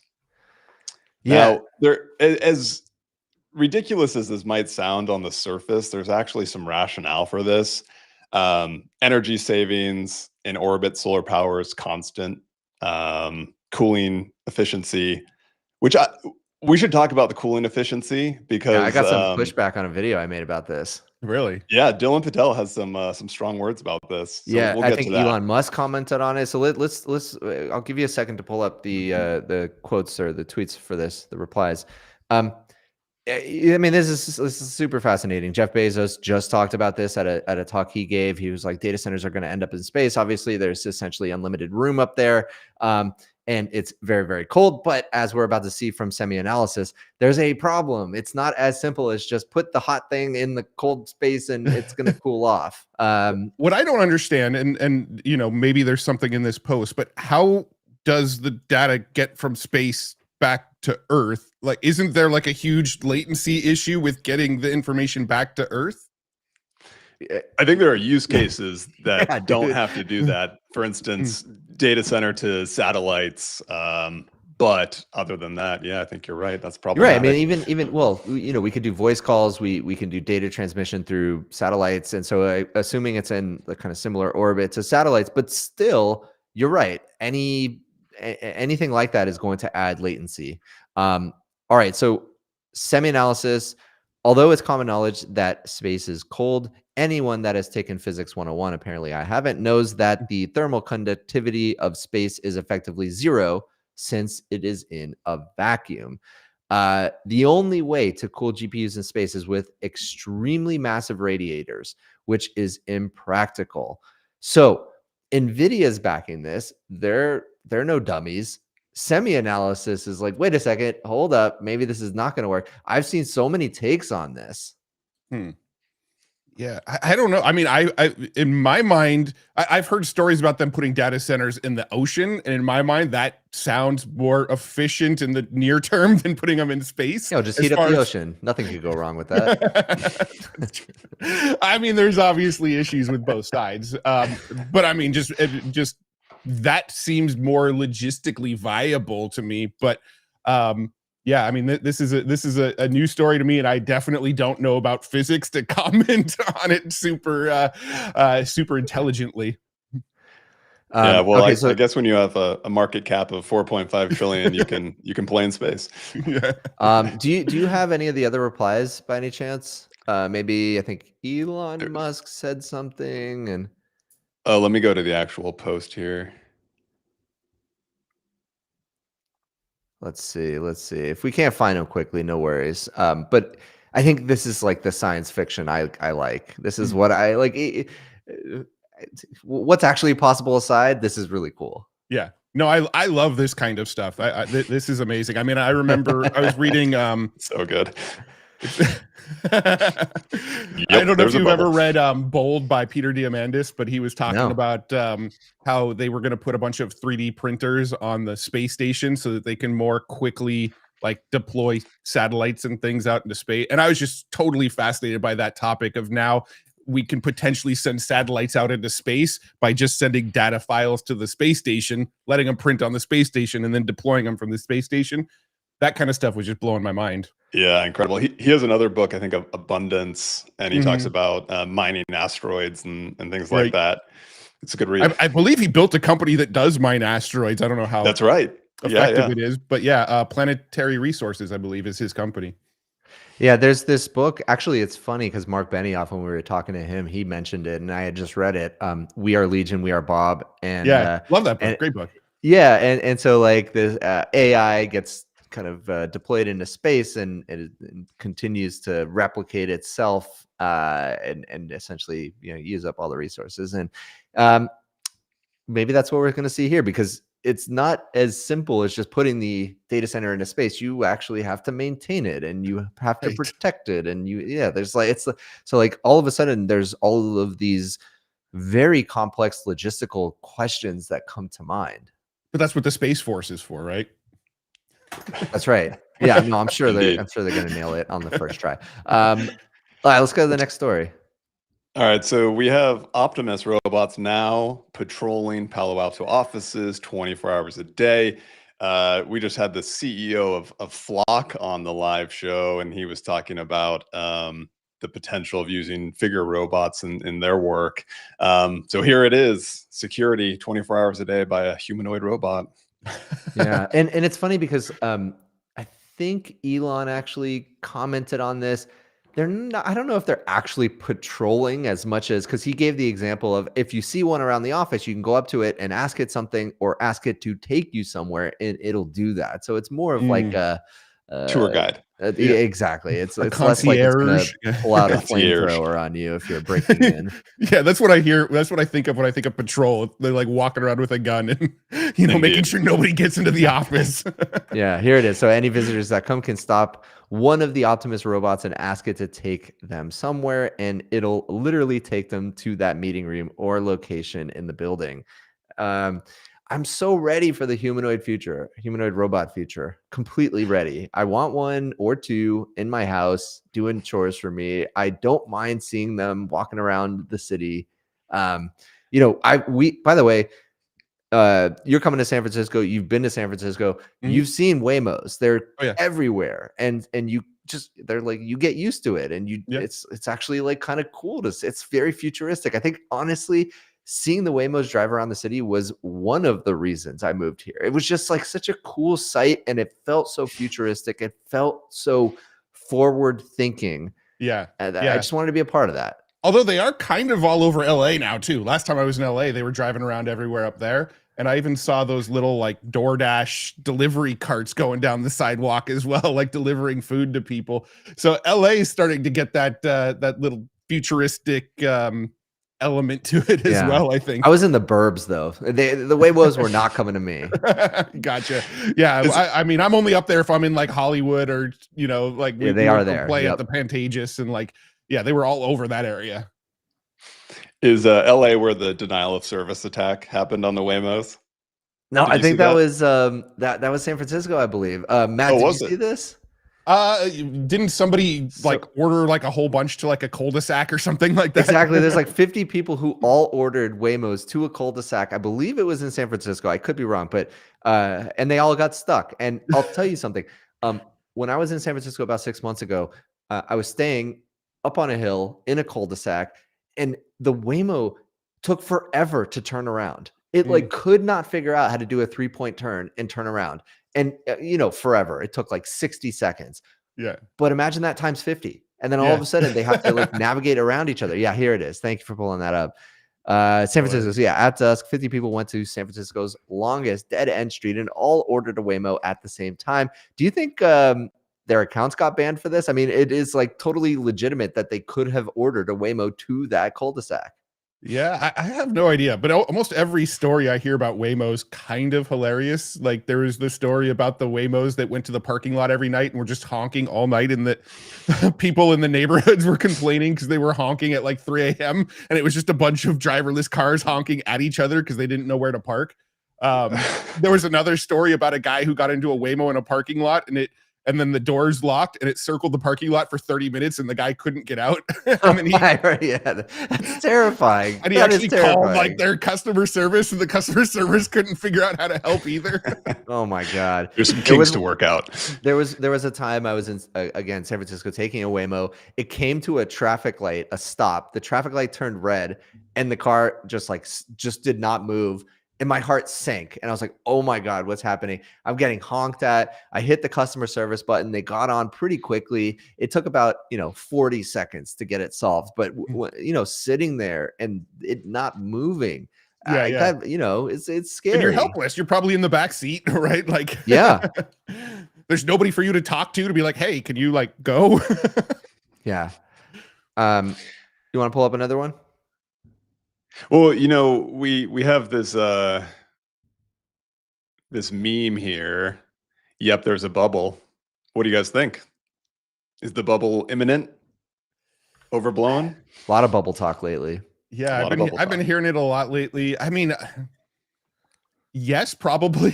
I actually think when it comes to so I think there's a financial bubble for sure, right? I think the valuations a lot of these companies are getting are kind of insane. I think there's probably a few that are justified. Like OpenAI might be the next Google. OpenAI might be the next, $2-3 trillion company. So I think there are some companies that the valuations they're getting are justified, but I feel like most of the valuations we're seeing right now in the AI world just seem insane. Like I'm having a harder and harder time deciding what to write angel checks for because I'm looking at I'm looking at the ratios and going, all right, their valuation is 50 times their annual revenue. Is there really much upside for this to actually make me any more money? So yeah, I don't know. I think financially, I think there's a bubble. From a technology standpoint, I don't think AI is going anywhere. I think we're only going to see it increase. There's no there's not going to be like a technology bubble where it bursts and all of a sudden nobody's using AI anymore. Like I don't see that, but I do think there's a financial bubble right now where I don't think the valuations can keep going higher and higher on some of these companies. Yeah, Matt, I think that's really well said. I think the technology itself is here and people are gaining a lot of value.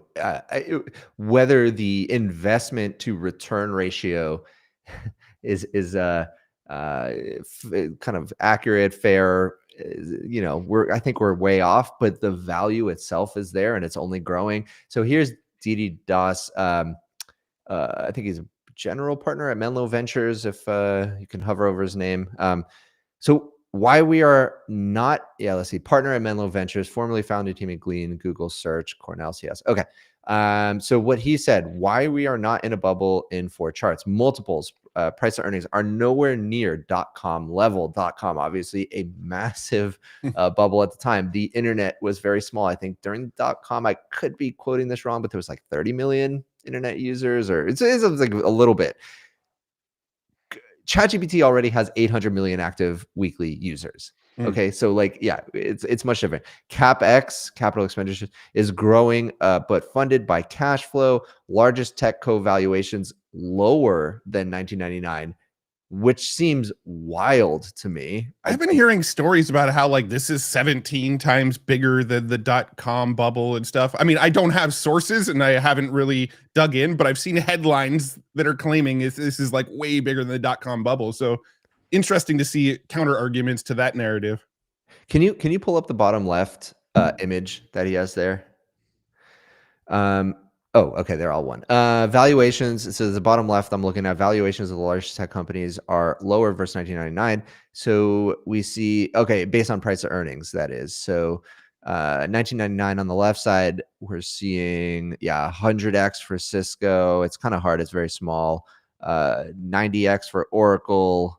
Sun Microsystems, 77x. Then we look at the top 7 tech companies of today, and they're much more reasonable in terms of price to earnings.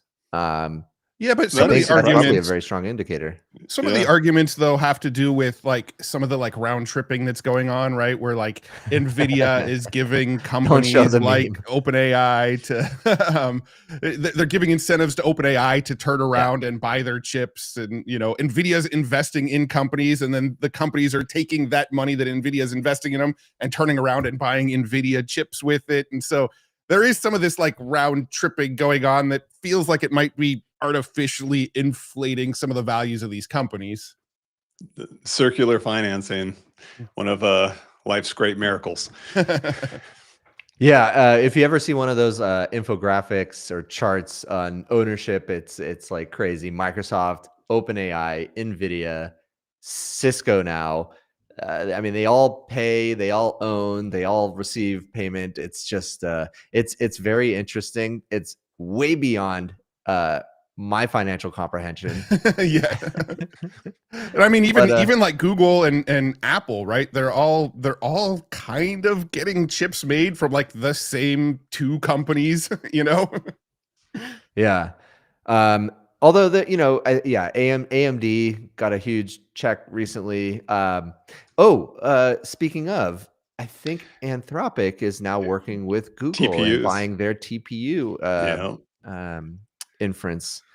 So Yeah. I mean, there's a lot going on. Not to mention now Microsoft is getting deeper in with Anthropic and integrating a lot of Anthropic's tools into Microsoft, even though Microsoft owns 49% of the public benefit corporation that OpenAI is. And it's just like, there's so much sort of weird overlaps and crossovers, right? Both Amazon and Google are pretty heavy investors in Anthropic. And there's a lot of weirdness. Yeah. Here we go. And Anthropic just announced this. Anthropic and Google confirmed earlier Bloomberg reporting about a deal worth, can you scroll back up, please?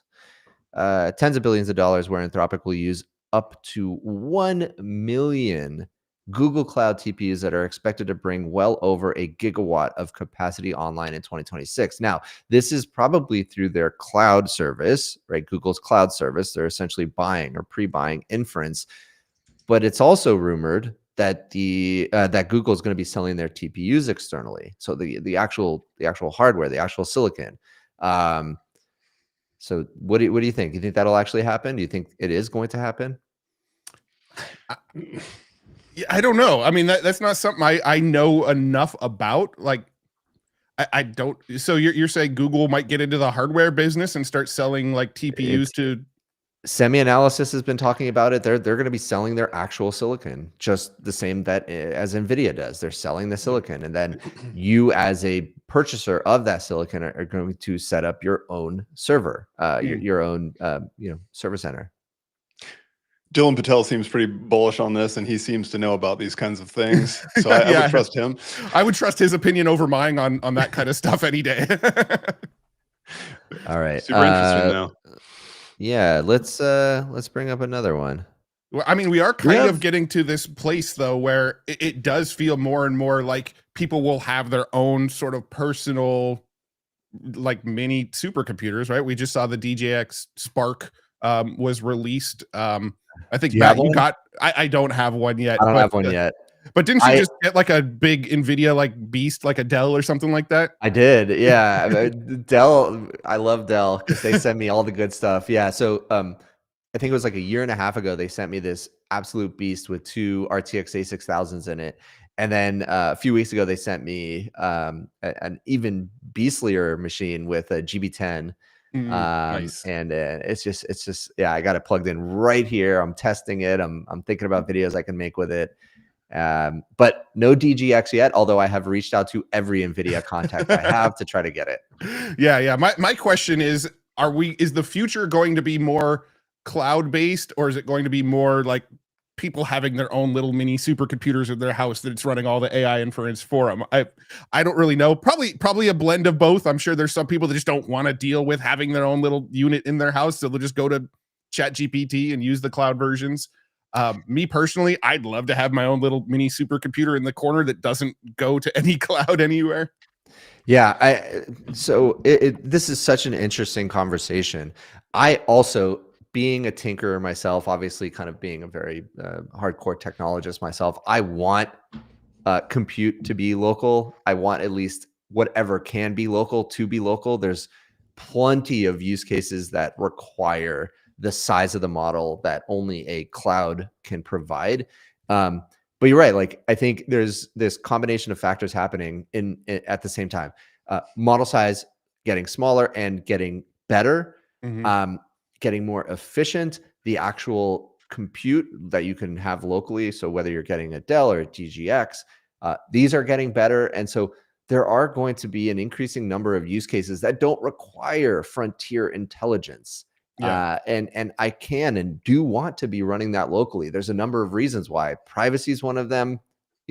I give up all my information to all these companies anyway. So it's like, okay, whatever. But also like latency, efficiency, there's just a lot there.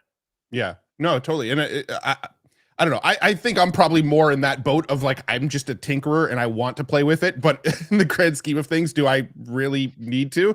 And in a lot of cases too, I actually think inference going to like OpenAI's cloud is probably still faster than if you had the unit sitting on your desk. I mean, I've seen some reviews of the DGX Spark.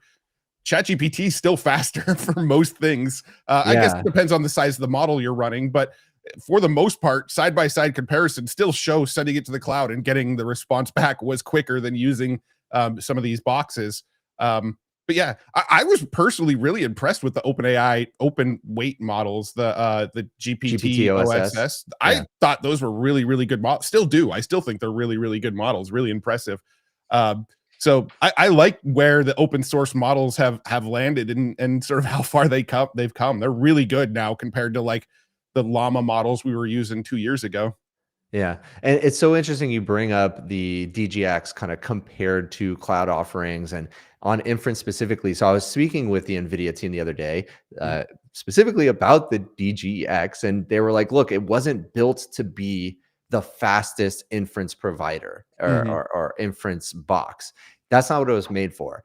And it's like, I think it's better at the training, the fine tuning aspects of it. Obviously it's good at that, but also there's like something about the small form factor and like, who is it going to be serving? I'm still digging into this, but I think there's this segment of potential buyers for it that aren't, they don't look like what we think a buyer might be. So it's like maybe a small or a medium-sized company that needs some local inference on premises, and they just buy one or two of these boxes, chain them together, throw them in a rack, and they're, some part of their AI stack is now powered locally.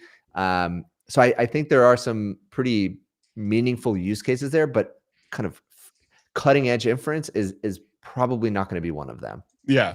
I mean, I've got my Mac Studio is a M3 Ultra with 256 gigs of unifying RAM, which I think is actually more powerful than the DGX Spark. But most of the modern models, especially like the image and video models that people are using these days, they actually require like CUDA to be available. So you actually literally need an NVIDIA chip inside of it to be able to like run a lot of this stuff at any sort of like decent speed. So despite having like a beast of a Mac, there's still a lot of stuff that it like hits roadblocks on because it's not NVIDIA's technology. Yeah. Matt, we could talk to you forever about this stuff. I thank you for joining. You Always are welcome back anytime.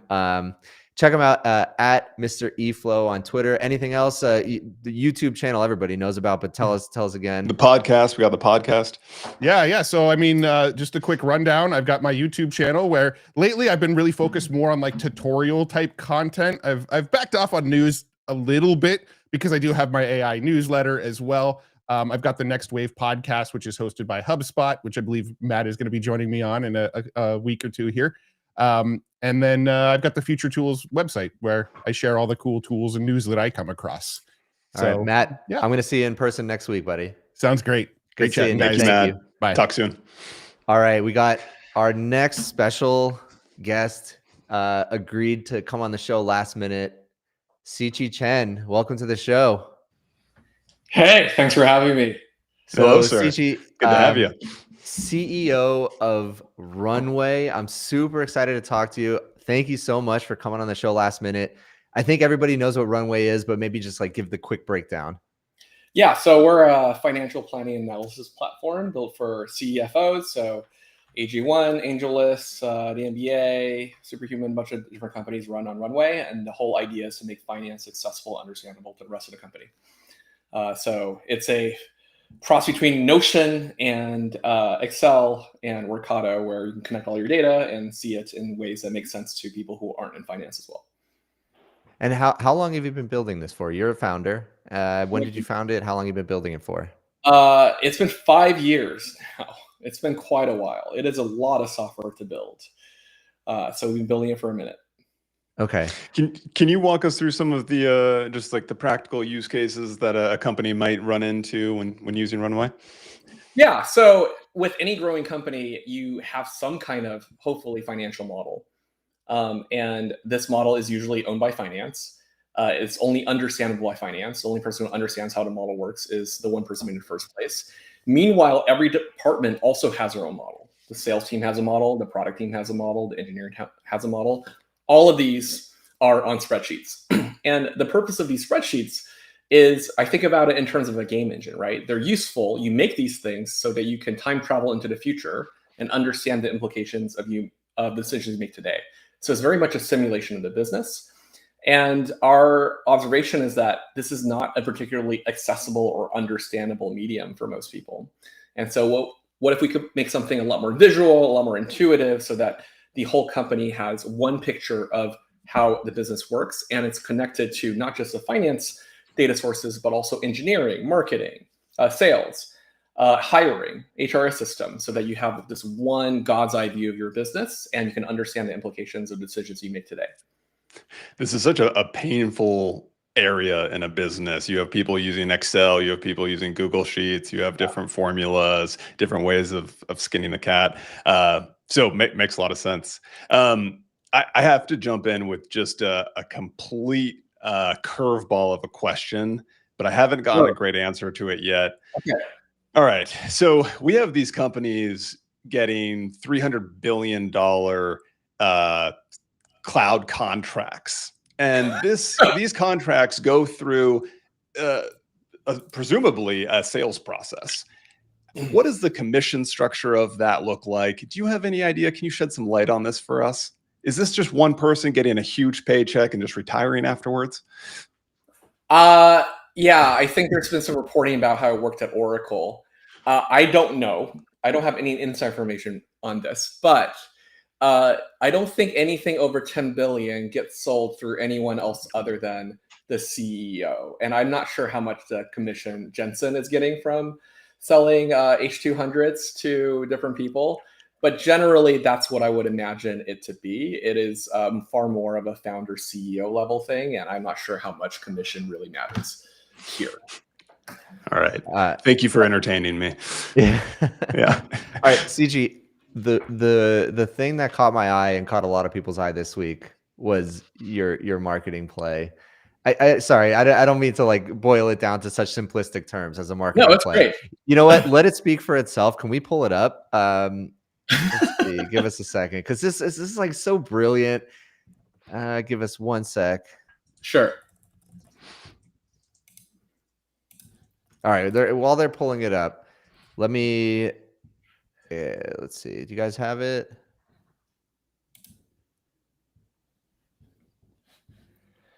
Okay. Sorry. We're gonna just give us 1 second. No problem. Yeah, there we go. All right. Yeah. So this was, I can't believe this was just yesterday. Okay. So you created a hot sauce called Burn Rate, which I want you to explain what that means. And then you attached $100 bill to it and sold it for $13.99. So, okay, like break all of this down for us, because it did go quite viral. I want to know about it. Let us know. Well, I mean, you covered it. If you keep on scrolling down, we linked to the website if you want to open that up. Oh, actually, if you click on a tweet, it's a tweet storm, actually. But yeah, we linked to a place where you can actually buy this stuff. So if you go down to the bottom. Great branding, by the way. Is it burnrate.cash? Great business model, selling $100 for $13.99. Well, like we like to say, we'll make it up in volume. So some of this is inspired by we had a real hit with this campaign we did for our launch, where we sent out jackets as well to people, and the jacket was locked in this we had this digital time lock inside this bag, and it would all unlock on launch day.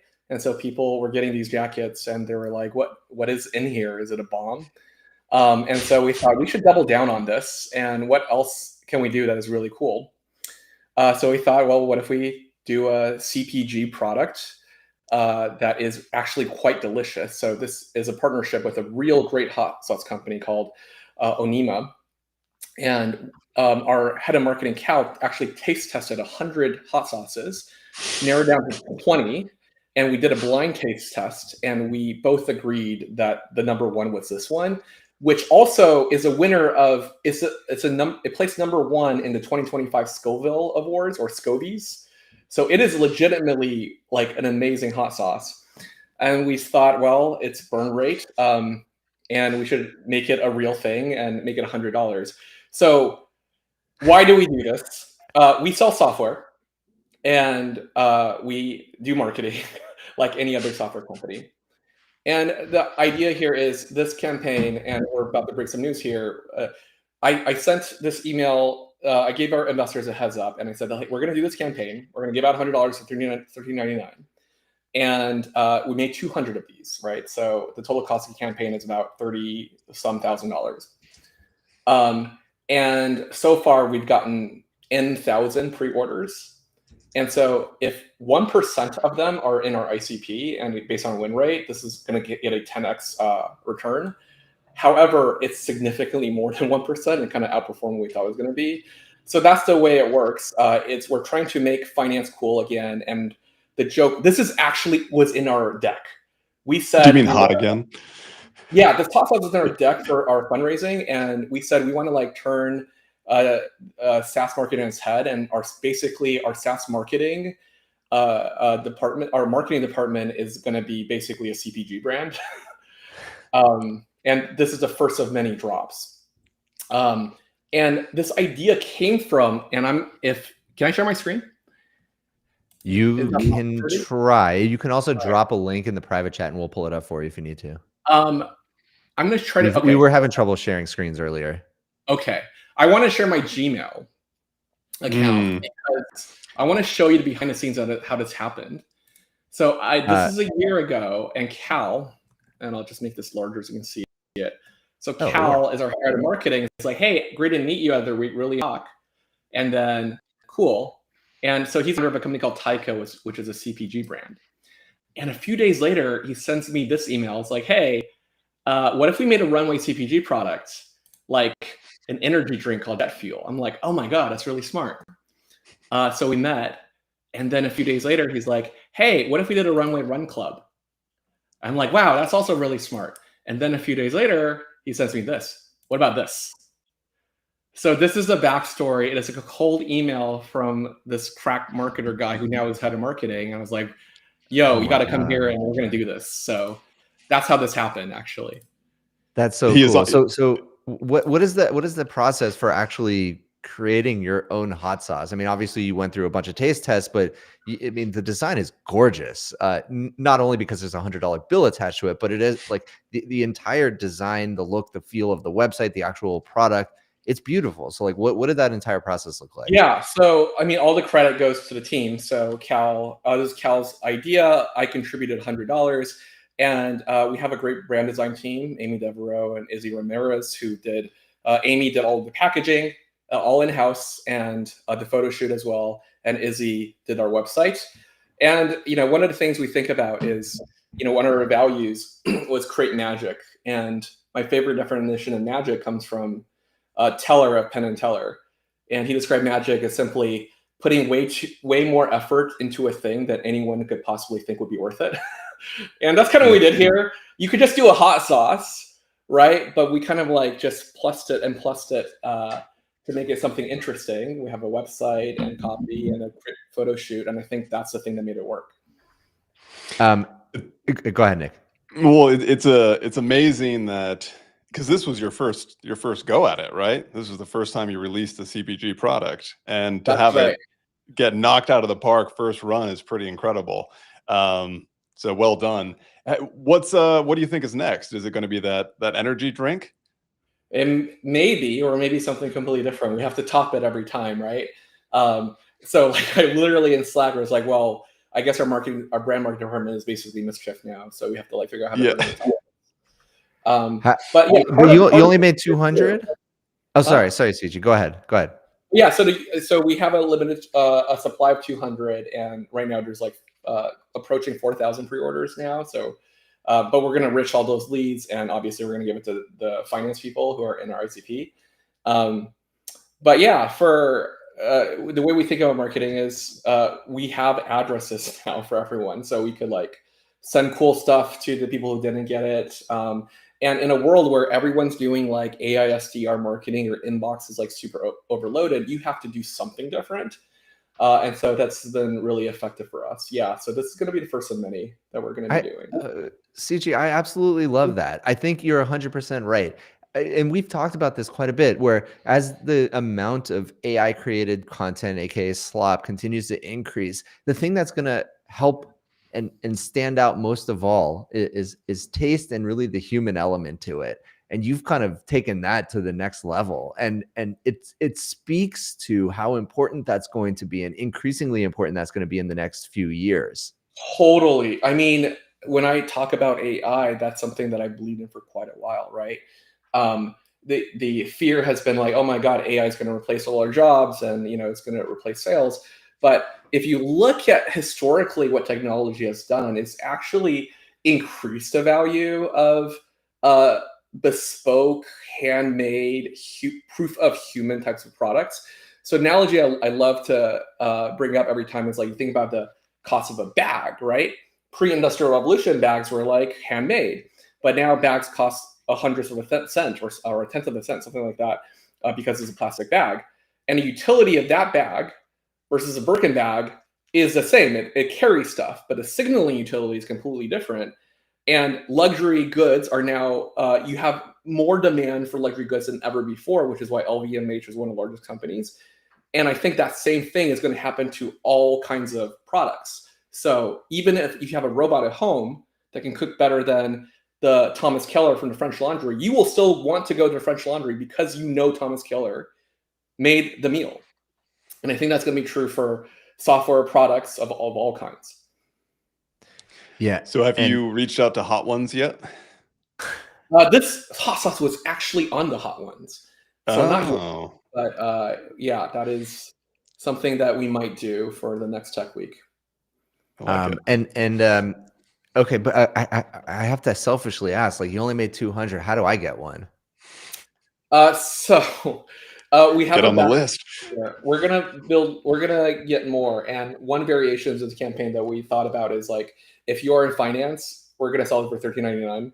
If you're not in finance, you're gonna buy it for $113.99 if you really want it. That's probably how we're gonna do it. I would buy it. I would buy it. I actually love hot sauce. Are you a fan of hot sauce, CG? My grandparents are from the Sichuan province of China, so that's where all the spicy food in China comes from. So yeah. When I go to a Thai restaurant or any Chinese restaurant, they're like, how spicy do you want it? My order is, how spicy can you make it? They will say a number. I'll say, I want you to make it twice as spicy as that. So I am like, I'm sick. Jeez. Amazing. Well, yeah. What is the Scoville rating on this one? Maybe you already said that. No, it's fairly strong, but it's more tasty and umami than like it's gonna burn your mouth off type of spice. So it's not like a one chip challenge type of deal at all. Do you know like the flavor profile of it? Let's like get into actually like what does it taste like? It's highly umami, so there's a koji element to it. It's like the flavor profile. So it's this really interesting blend of heat, but highly savory that makes it really delicious on its own or with any food. So you can buy it from Anima Pantry. It's the koji. It's a koji variation of their hot sauce. Okay. And okay. And by the way, are you in San Francisco? I'm in the peninsula. Yeah. Okay. Okay, cool. Yeah. Yeah, man, I appreciate you jumping on last minute, and this is fascinating. I'm gonna if you have $113.99 bottle of hot sauce, I'll buy it. I just for the goals. Yeah. We will. Yeah, I'll follow with the team on that. Yeah, right. The shelf is looking a little empty back there. Got to fill it up. It is. Yeah. It would go somewhere over there. About the campaign too is like we intentionally had like we asked our investors, can you pretend to be a little pissed off about this? And like, oh my god, because the idea is in a month or so we're going to follow up with a breakdown of campaign and how like it's like the stupidly cheap cost per lead campaign we've ever done. And the more trigger people are, the more funny that will be. Anyway, I completely agree with that sentiment. Triggering is funny. When you have that report, come on back on the show and tell us. Great. Yeah. Sichi, thank you right. so much. Thank Good to Yeah. Props to you for taking having a big swing. This is awesome. man. Thanks for coming on. You bet. All right. We got to get some of that hot sauce. I Are you actually kidding really me? do want that hot sauce, Nick. Something about it looks so valuable. I don't know. Yeah. All right. So that's our show for today. Thanks to everybody who is watching. I want to thank our guest, Francesca Parmigiani. Thank you. I pronounced that right. Principal Research it. Manager, Microsoft Research. Alex Sherman from Bluefish Marketing. Matt Wolf, creator, AI commentator. Nick, thank you for co-hosting. Appreciate it.